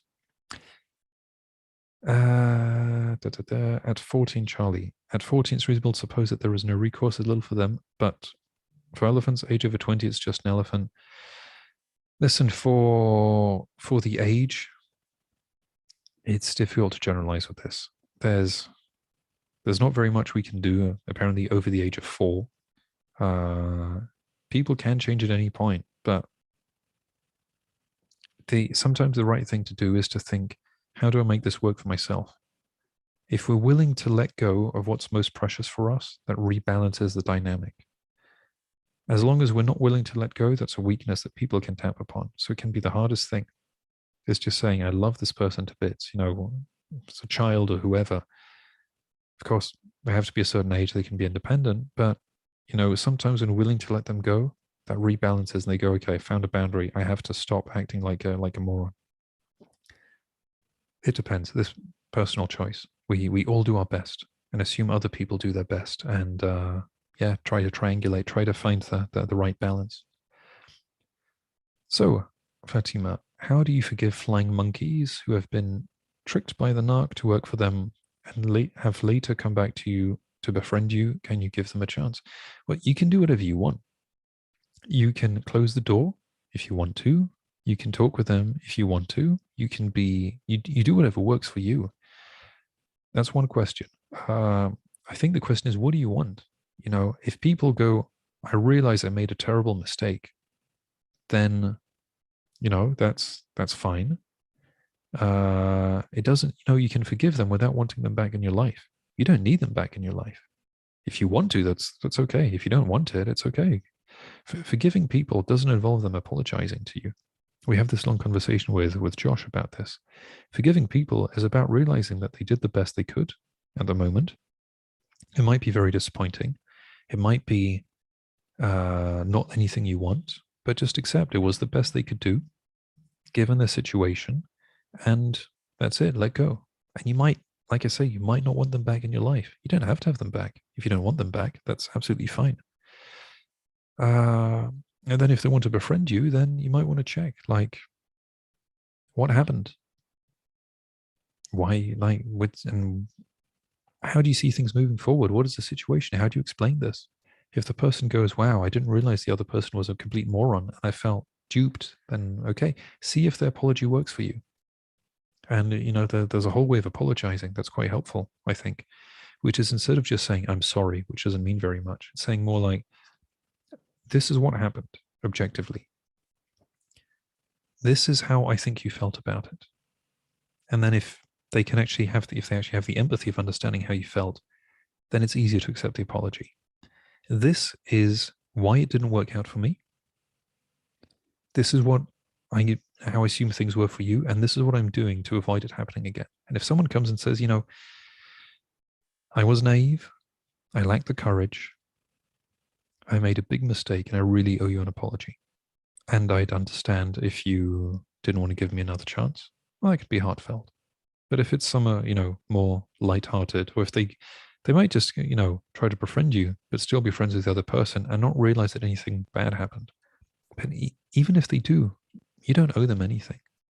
So you can forgive them. It's better for yourself without wanting them back in your life. I hear you. I'm sorry whatever happened. And I'm sorry there's no space for you in my life right now. Do whatever works. And yeah, exactly. It's too safe not to change, was never safe. It's how kids repeat looking for love in the false narrative of others. Yep. I might jump into the Grey Rock story that you asked for, Max. I'll do that and just bear with me for 1 second. We got a bit of a blocked nose. Just wait.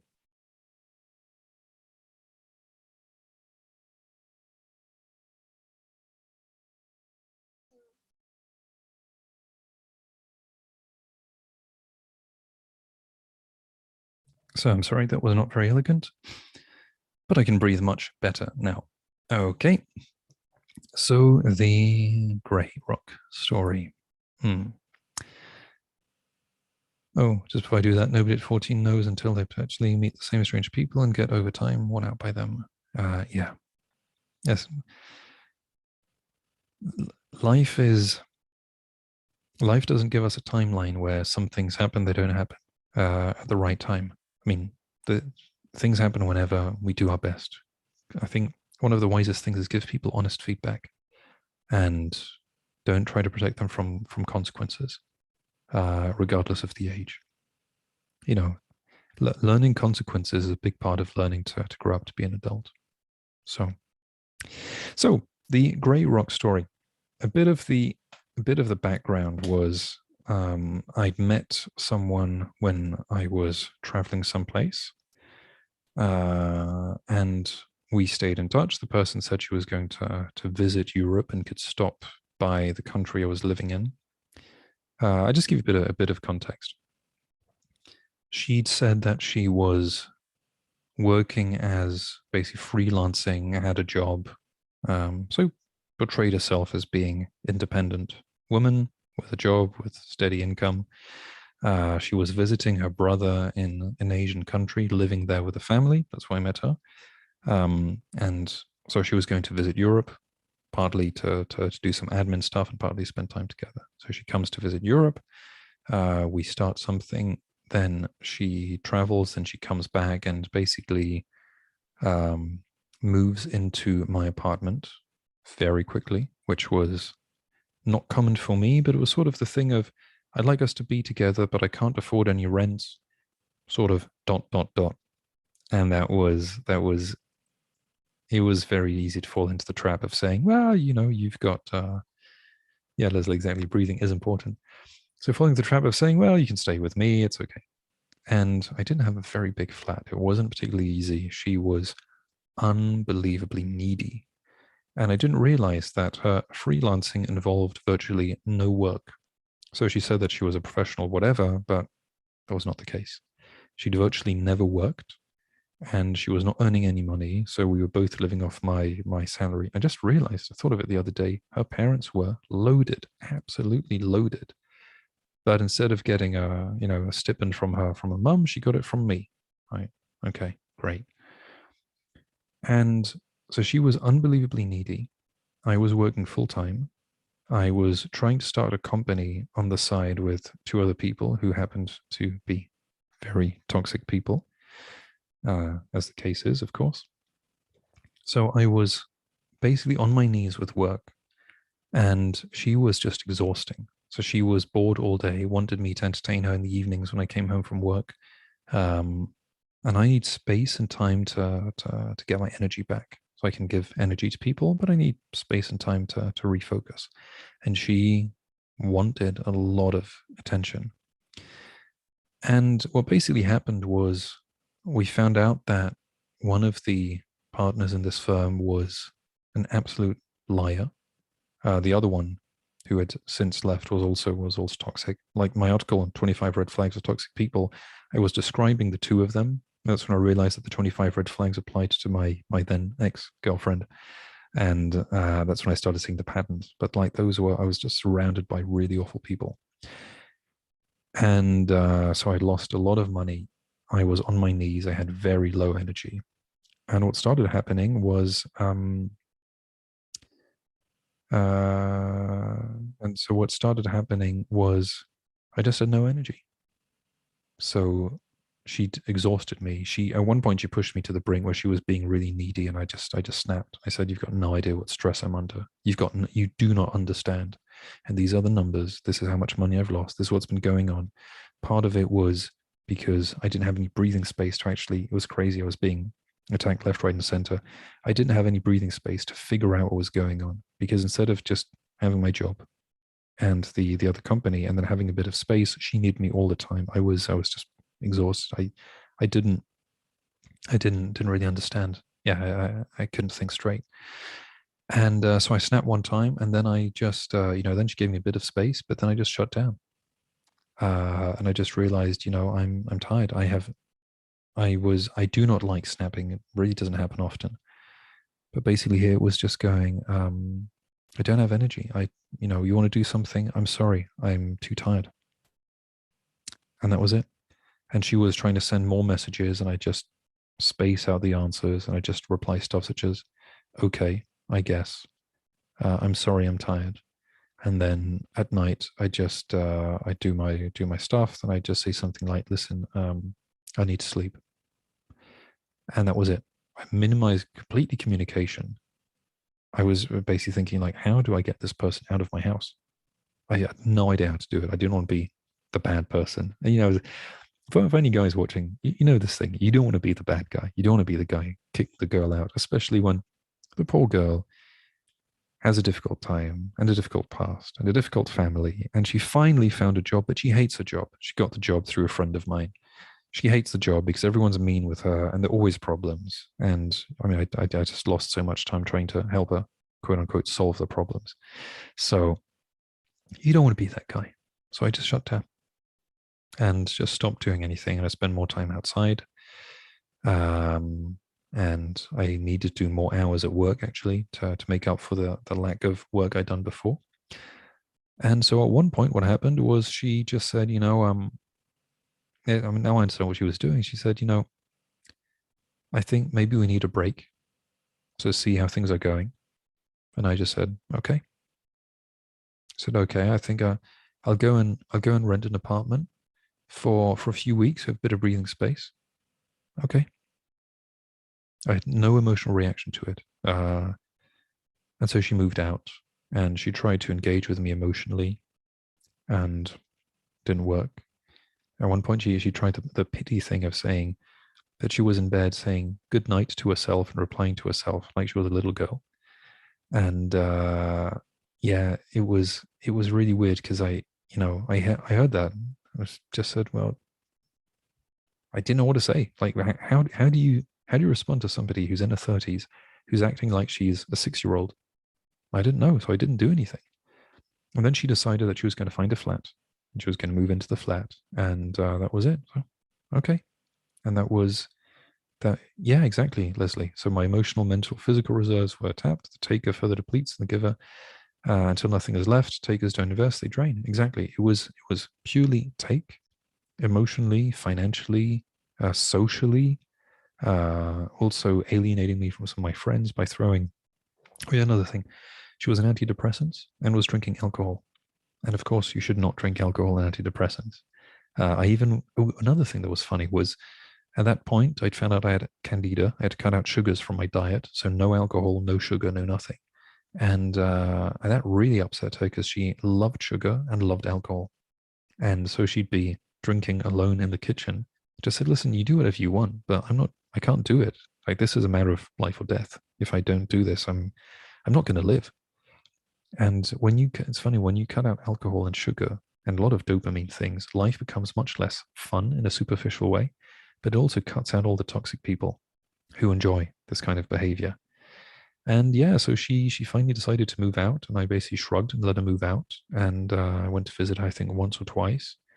I still felt that, I'd done something bad, but I was drained and so on. But yeah, she lost interest, completely lost interest. I wasn't providing any supply to her. I wasn't reacting to when she tried to make me react. Often I didn't know how, but I was just tired. I didn't want a relationship with anyone then. I just wanted to be left alone for a bit, which is roughly what happened. So that's a short. Yeah, exactly, Charlie. It's like a fuel tank. You can top it up and it'll be siphoned off. It's like in the book, the Five Languages of Love. They talk about the love reserves, and if we give too much to others, but ours aren't being filled, then they get emptied. If we give to each other, then it's really nice, but we have to give to ourselves. And there, I hadn't been giving to myself, and somebody else siphoned off mine and wasn't filling mine at all. And before I'd been rather good at having overflow to give to others, and that no longer worked. So yeah, I was just shutting down, just being indifferent. She tried to have fights. I was indifferent. She tried to have some kind of dramatic breakup. It's like, yeah, well, I guess it's the best thing. Just agreed. Anything moving away from me, I agreed. And anything trying to get close, I didn't react. And that, I think it just bored her, to be honest. I think that's all that really happened. It's like I broke my toy. I used to have fun with this one, but now I guess I broke it. And it's weird because in terms of toxicity, I wouldn't even score her as being one of the higher ones um, that I've known. It was with her, it was mostly low to medium levels, but constantly something toxic, constantly a problem, constantly something to complain about, constantly the attention seeking. So yeah, that's one of the strategies is figure out what somebody wants, stop giving it to them, and see what happens. If you want to get rid of someone, just do that. And sometimes you do it because they want unhealthy levels of something, and sometimes it's the weird thing is you think I push the person away, but no, you were just having healthy boundaries that made the person leave. They were not able to get unreasonable amounts of attention from you, so that made them leave, and or that made them start triangulating. They wanted more attention from other people. They wanted a certain amount of something, and you weren't giving it. And that's what I think one of the really, really good red flags is to realize to what extent are people being unreasonable with their demands, and to what extent is it working for you? If it's not working, it's not working. And this is really important actually. Try assessing to what extent things are working between 0 and 10. They probably won't be at 10, but then assess what is the minimum you need in a relationship. Maybe the minimum is 5. 5 isn't much. But it means if it's a 4 or 3, it's not good enough. And maybe you'd like, ideally a 7, 8. Maybe the minimum is a 6. Try to assess that. Have a good idea of what it was. This relationship, I was not feeling good in it, but I was thinking that it was my fault. It was because I had some kind of issue. But whatever it is, whatever the issue might be, if you don't feel good in it, you don't feel good in it. You can blame yourself. It doesn't change the fact you don't feel good. Then you just don't feel good and you feel guilty, which isn't really great. So it's just assessing how is it working out? And then if it doesn't work out with this person, well, that's life. And is it impossible to find someone else? Well, maybe it is, but maybe it isn't. Uh, and if we're stuck in the wrong relationship, the likelihood of finding a good person gets lower every day. Time goes by and our self-esteem gets hurt, gets impacted. Max, good question. It was beginner's luck. I had no idea of grey rock. I had no idea about toxicity. I just got completely drained and I had no energy for it. And I had no incentive. I just completely let go. And I just, it's probably burnout. I had no energy to put into it, and I just let things happen. I just lost a significant amount of money, like mind-blowingly significant money that I'd borrowed that I had to pay back. That was going to take me years to pay back. So I've been just financially obliterated by this narcissist, that other toxic person. That I'll see if I can recoup some money by talking about him, because that'd be interesting. So yeah, I'd been financially obliterated, and I just had no energy. And if you lose a lot of money that you don't have, that you've borrowed, then that's probably cause for some form of depression. Yeah, then I think that's one of the main things when you deal with these people. Figure out what they want, figure out how you can be a nuisance in their life, and then try to play with that. If somebody just wants attention, let's put it this way: in a healthy relationship, if somebody shuts down, then in all likelihood, the healthy person would go, "Are you okay? You don't seem okay. What can I do? How can I help you? How can I support you?" Maybe seeing a therapist is a good idea. How can I help?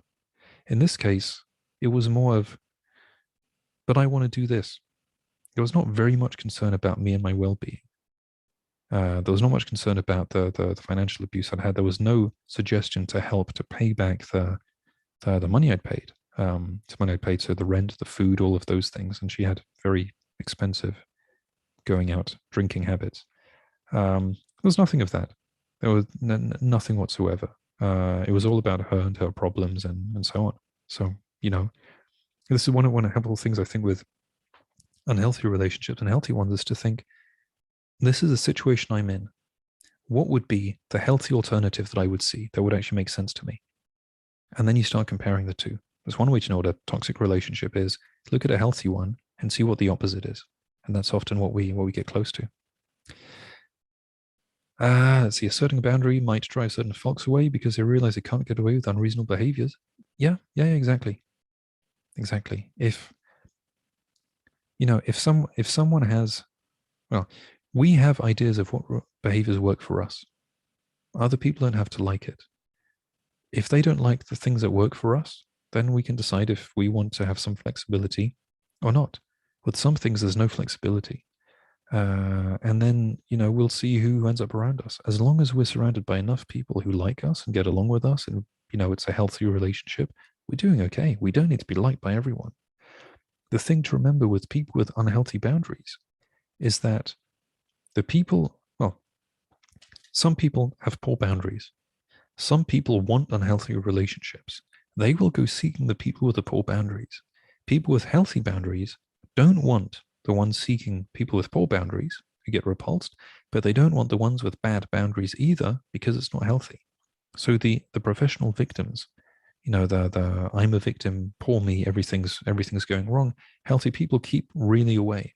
The ones who go around thinking, I want to go and help someone, healthy people are not interested, because you go like, I don't need your help. I'm doing okay. Like, mind your own business. They often can't express it, but they're not attracted to it. And this is one reason why having the boundaries is really important. It keeps all of the dodgy people away and means that we're not acting dodgy ourselves, regardless of the motivation. Often people say, oh, well, that's because of, oh my goodness, that's so generous of you. Thank you. Thank you, Nicolette. That's amazing. Oh, and Leslie, thank you so much for coming. Great seeing you. Wow, Nicolette, really, the first time somebody does this. I'm honored, flattered. Wow, thank you. And really generous. Thank you. So Charlie, yeah, boring the toxic is always the fastest route out. Never let yourself be hoovered by the nearest thing. Yeah, bore them. Bore them is it's a great way to do it. And just see what happens. You know, and this is often they'll be sending off messages to try to elicit some kind of emotional response, and they'll tease. And I've seen people do that. As I mentioned, I used to be friends with a few rather toxic people, and one person, I could see him texting his exes, trying to get an emotional response. And even if it was unbelievably aggressive, he loved it. He loved it to bits, and it was really weird to see because I could see what was going on behind the scenes, and Malika, hi. I could see what was going on behind the scenes, and I was going like, why are you doing this? This poor girl is trying to move on with her life. Why are you trying to wind her up? And when she wouldn't respond, when the women wouldn't respond, he'd go more and more and more, further and further and further, to try to get some kind of response. And yeah, I could see the way his mind worked. And that was one of the moments going, dude, I don't know what's happening, but you've got issues. You should just let them move on. I understand it can be difficult to let go of people, but if that's their choice, you respect their choice. If they don't want to hear from you, they don't want to hear from you. And you don't send dodgy messages, try to wind them up. That is not cool. Malika, thank you so much for joining. We've actually been online for 2 hours now. I can't believe that 28 people are still watching. Wow. I think I might wrap up rather soon, as I'm guessing that a lot of you have got other things to do, and you're being polite and patient. I might take one last question if someone has a last question, and otherwise, by the way, let me know in the chat if you found this was helpful. You could try to rate it like between 0 and 3. 3 was super helpful, 0 not helpful. 2 was pretty good. 1 was, yeah, it could have been better. If you let me know also if you think it was, oh, that's sweet. If you let me know what could be improved, would you like it again? If that's the case, let me know. I mean, as you can tell, I enjoy this. I like this format, so I'm happy to do it again if you think it's helpful. If you have any suggestions about how to make it better, should it be shorter? How does this work? Just let me know. Oh, thank you, Smiley. Excellent. Oh, one point, by the way, because people often use advice. I never give advice, please. I never, ever, ever give advice because I don't know your situations. I share strategies that can work. I allow you to adapt them to your situation. Never take it exactly as is because I don't know. I don't know what's going on. I see things that can work. There are always exceptions. So please always filter what I say. I trust you to do the filtering. That's super important. Nicolette, thank you so much. Thank you, Jesse. That's really sweet. Yes, Malika, I'll be putting that on the channel. And oh yeah, by the way, oh, hello, Eponymous. I hope I'm pronouncing that well. How do you suggest to make one make it clear to a person they aren't interested in interaction? So how do we tell a person that we're not interested in interacting with them? If I got that correctly. And just whilst I wait just for the precision, I see that YouTube has been pushing my videos much less. And okay, Max, I'm going to take that afterwards. I think what happens is YouTube pushes videos insanely when people start watching, and then it drops. And so this is rather weird. So if you want to hit the notification bell to make sure you don't miss videos, that's great. If you want to, come back to videos, if the videos you don't like, just, let me know in the comments that you think was less helpful. And I think that my videos don't pop up as much. So hopefully this is just a temporary thing. I got no idea how it's going to work. But, I try to avoid doing anything clickbaity because I don't think it's helpful. I think there's enough things out there. But always your feedback of telling me what was helpful, what you liked less, helps me narrow down and really cater to the audience. If things are too fast, too slow, just let me know. I'm really take all of that. So yes, let me go. You're welcome, Harry. And yeah, thank you, Simone. So, Eponymous, how do you make it clear to a person that we're not interested in interacting with them? The different ways. One is to just stop interacting with them. It depends how toxic the person is. I think the polite way is to say something along the lines of, I'm sorry. An apology is always good. I'm sorry. and just say something along the lines of, I don't have much time for you people, and leave it at that. We don't need to explain too much. We don't need to explain why. If they go why, then you say, I told you, don't have much time. But aren't you interested? I don't have much time. It's not a priority right now. I'm really sorry. I want to let you know. Best of luck. I hope all works out for you. And then if they don't get it, stop. I think it's sometimes one of the best ways. It can be really weird. The other day, somebody wrote me a really weird text message about it's so strange. I wanted to let you know that a restaurant you used to like is completely different now. It's no longer the same. Like, well, what am I supposed to do with that? It's a city I'm not in. It's trying to get me to react emotionally. This is somebody who already had some really weird reactions last time I spoke with them, so they just completely cut it off. So what do? I ignore the message. I mean, I don't know what I'm supposed to do other than that. It's basically trying to get me to ask for information. I don't want to ask for information. I don't want to interact with the person, so I don't.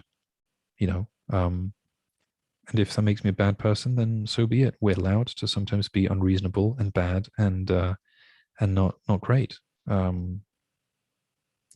hope that helps. Max, you asking how would Zoom with you be organized? Well, that's a good question. There are a few possibilities. I might touch on this actually briefly about the future and how I see things.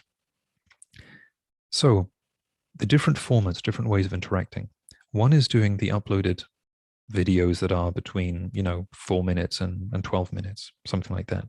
That I plan to do. They take quite a bit of time to prepare, to edit, because I want to do good quality and make sure I'm saying something that's reasonable. And I'm trying to improve my style. Then there are the longer conversations, like I had with Josh, and I'd qualify this Q&A as being sort of longer conversation that I really like, and I think they're fun.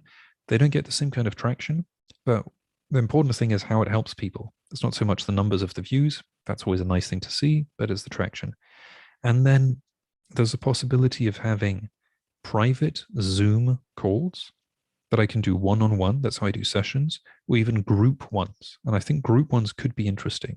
And I'd love the idea of being able to build some kind of community feature so we can interact more in a more private way than on YouTube, because some people want to share details that they don't want to make completely public. And they might have questions, and they might want to do it anonymously, but in a private forum, or simply do it on video, maybe hiding the face, maybe showing the face. There are many options there. I'm trying to think how I can do a community, so like community service where we have regular calls or interactions that's behind some kind of protective thing. Possibly some kind of maybe a paywall, maybe just a subscription thing. We have to see. Have to see what makes sense. I'm interested in debating this. See what you think could be working for you. For me, it's sort of, being transparent about it. This takes time. So largely it's a hobby. It brings me some clients that sort of financially offset certain things. I have to be reasonable with the time I spend, but then a large part of it is also the pleasure of doing it and seeing that it's helpful for people. So one of the nice things with paywalls is that it filters out and makes sure that it can be a low paywall. It also means that people pay more attention to the content. I see it myself. If I get free content, if I pay for content, I tend to take the paid for content more seriously. So it's finding the right price, and maybe the right price isn't exactly zero, but maybe it is. So I'm thinking about that. I'm looking for it, and then it's largely an open conversation. It's not in my interest to do anything that's too expensive, because then nobody's going to be interested, and there are other alternatives, and I'm not going to feel good about it. And if it's too cheap, then people will not be motivated to do it, so that's not going to be beneficial. But we'll think about it. I was also thinking of doing. So I know I can do something with a community thing here. I just haven't thought about it, and that might just be you sign up, and that's that. Which would be great. But yeah, if anybody's interested in having Zoom sessions to talk about these things, then shoot me a message. That's something I can do. Like right now, I could give you the link to my Zoom. You'd come in, you'd be on the screen, and we could talk. That's something we could do publicly when I do Q&As. We could also do privately. Need to think about that. but that's something I'm thinking about. Uh, okay, Charlie. Wow. Okay, I did disappear, unsubscribed and resubscribed. There we go. That's yeah. That's interesting. Um, and oh, okay, I missed a lot of them. Thank you so much. Oh, Christian, thank you so much. That's really kind. Uh, Malika, I find a good way of nipping narcissist argument in the bud is to respond simply with the word whatever. Yeah, whatever. Whatever's good. Maybe. Um, okay. Something very neutral. Whatever's a little bit dismissive, so it can be a bit confrontational. I guess just something super neutral, because if you start getting angry when someone says, "I guess," like then you look unhinged. That's a rather funny thing. If someone is trying to needle you, yeah, simple, whatever works wonders. Absolutely. Bye, Simone. Bye from the UK. How are you in Germany? Well, so all the best to Germany. Guten Abend. That's so cool. Thank you so much. Yeah, listen, group private sessions absolutely can do. I like the idea of group sessions. It's one way to reduce cost for people and also learn from each other and support each other. I think that'd be really nice. And Cindy, oh, thank you. And private support group, reasonable fee, serious ones. Yeah, okay. We can absolutely do that. We can absolutely do a private support group. Let me think about that. You Well, if you don't know it, you can shoot me an email at info@ribersson.com. That's one way to get through to me. We can bounce a few ideas like that, and we can see what works. You know what we can do? We can how about this? We can do a trial session, see how it works, simply discuss the needs, the format, and how we do it. Brainstorm about it. It's about being reasonable for everyone. Um, so how about that? If you're interested, shoot me an email at info@ribersson.com, and then we'll find a time, set it up, and we can start with just a brainstorm about it and see what might work. Okay, let's see. Yeah, Max, exactly. I hear lockdown. Fingers crossed, everything is going to work out. Um, and eponymous, yeah, assertiveness. Assertiveness. That's a good point. That's a very good point. I'll write that down. Assertiveness is very, assertiveness is very interesting. I'd suggest, in the meantime, think about, why are you afraid of being assertive? What consequence might you fear in being assertive? And that's a first starting point. When we're less afraid of the consequences, it's easier to move forward. Okay. I think, listen, I didn't realize it'd be so long. So that's 2 hours and a quarter. Okay. Yeah, listen, that's also something. These things, that's quite interesting. These things, it's one thing to do a video about it, talking about it in, however many minutes. It's something else to actually spend time working through it. Like typically when I have a session with someone, we can spend 60, 90 minutes, 2 hours, sharing the ideas, talking about it, talking about the reaction, working through it together. This is the thing that I miss in the YouTube videos. They're fun, but we don't do the work together. And when we do the work together, it's easier to uncover, blockages, ask questions, realize when somebody goes, well, this feels a bit weird. We can then dig a bit deeper. This is possible with individual sessions and also group sessions. So yeah, I think that's going to be really cool. And that's going to be, oh, Nita. Oh, thank you. Thank you so much for dropping by. That's really kind of you. Thank you. Wow. Okay. If you're interested in taking part in this, group session and figuring out the right format and timing, easiest way, shoot me an email to info@Ribersson. Well, either info or just Frederick, so RIK at the end, and Ribersson.com. Or leave a comment here. Leave a comment here. But if you want to make it, probably the easiest way to keep it private is shoot me an email. Maybe it's not a good idea to leave emails in the comments. And there we go. Let's do that. I think that'd be cool. I think from what I've seen, a lot of the people who come here, we're pretty like-minded. We think the same way. I think it's attracting a very interesting crowd of people. who, don't go for the victim mentality, who want to make changes, who want to think in a different way. That's what I'm guessing. I'm really surprised at how cool the comments are, how warm the comments are, how generous and constructive they are. So it's great. Really, for everyone, thank you so much for watching. I can't believe you've been sticking around for such a long time listening to me. I really enjoyed this. I really, really did. And I'm going to let you go. I wish you have a wonderful Saturday evening or day, a wonderful weekend. For those who want to join this group, we're going to work out exactly the details. The size also, we have to limit it. If it's too big, it might not be helpful, but then we can discuss what is the right size. If you're interested, shoot me an email at info@ribersson.com. And yeah, thank you so much for watching. Let me know also if you would. So clearly people like this. At least enough people liked it that I'm motivated to do it again. If the others didn't like it, then it's fine. I'll see if I do it, once a month or twice a month. And yeah, okay. You know what? Here we go. I'll put the email address. There we go. That's the email address. Another one is, of course, it's only now that I realize, yeah, I can I can type in this chat also. So you can email me either. Same thing. Don't cry, don't whine, don't pout, don't ask, don't talk back, don't express. Yeah, exactly. Just leave it. This, by the way, is really important. When somebody's trying to trigger you, instead of thinking, but this is the person who did X, Y, Z, and so on, and I'm really upset, just view them as being, you might have heard this, an NPC. That's a non-player character in a video game. They're not a human. They're like a creation of the Matrix. That's there just to poke us. If somebody's poking you and you think they have agency, you might get annoyed. If you view them as having no agency, you stop getting annoyed.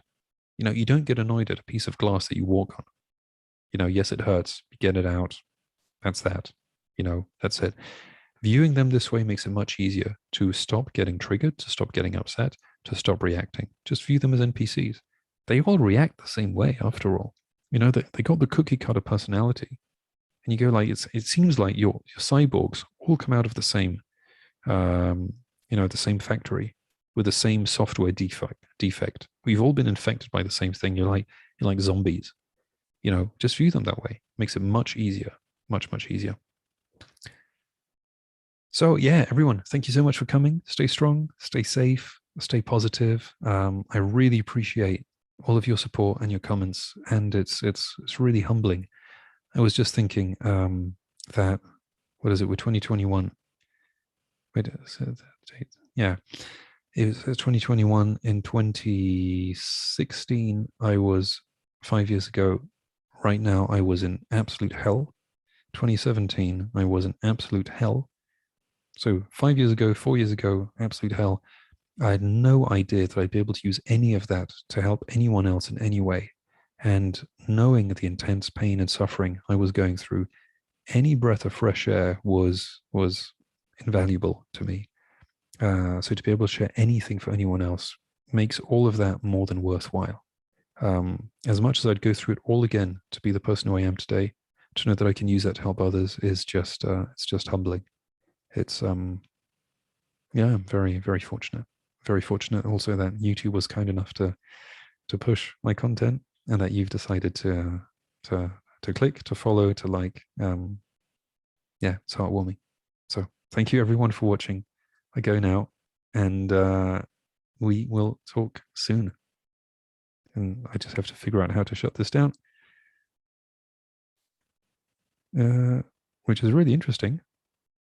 Oh, of course, I'm in the wrong software. There we go. Shut it down from Zoom. And yeah, thank you everyone. Take care. Have a good one. And bye.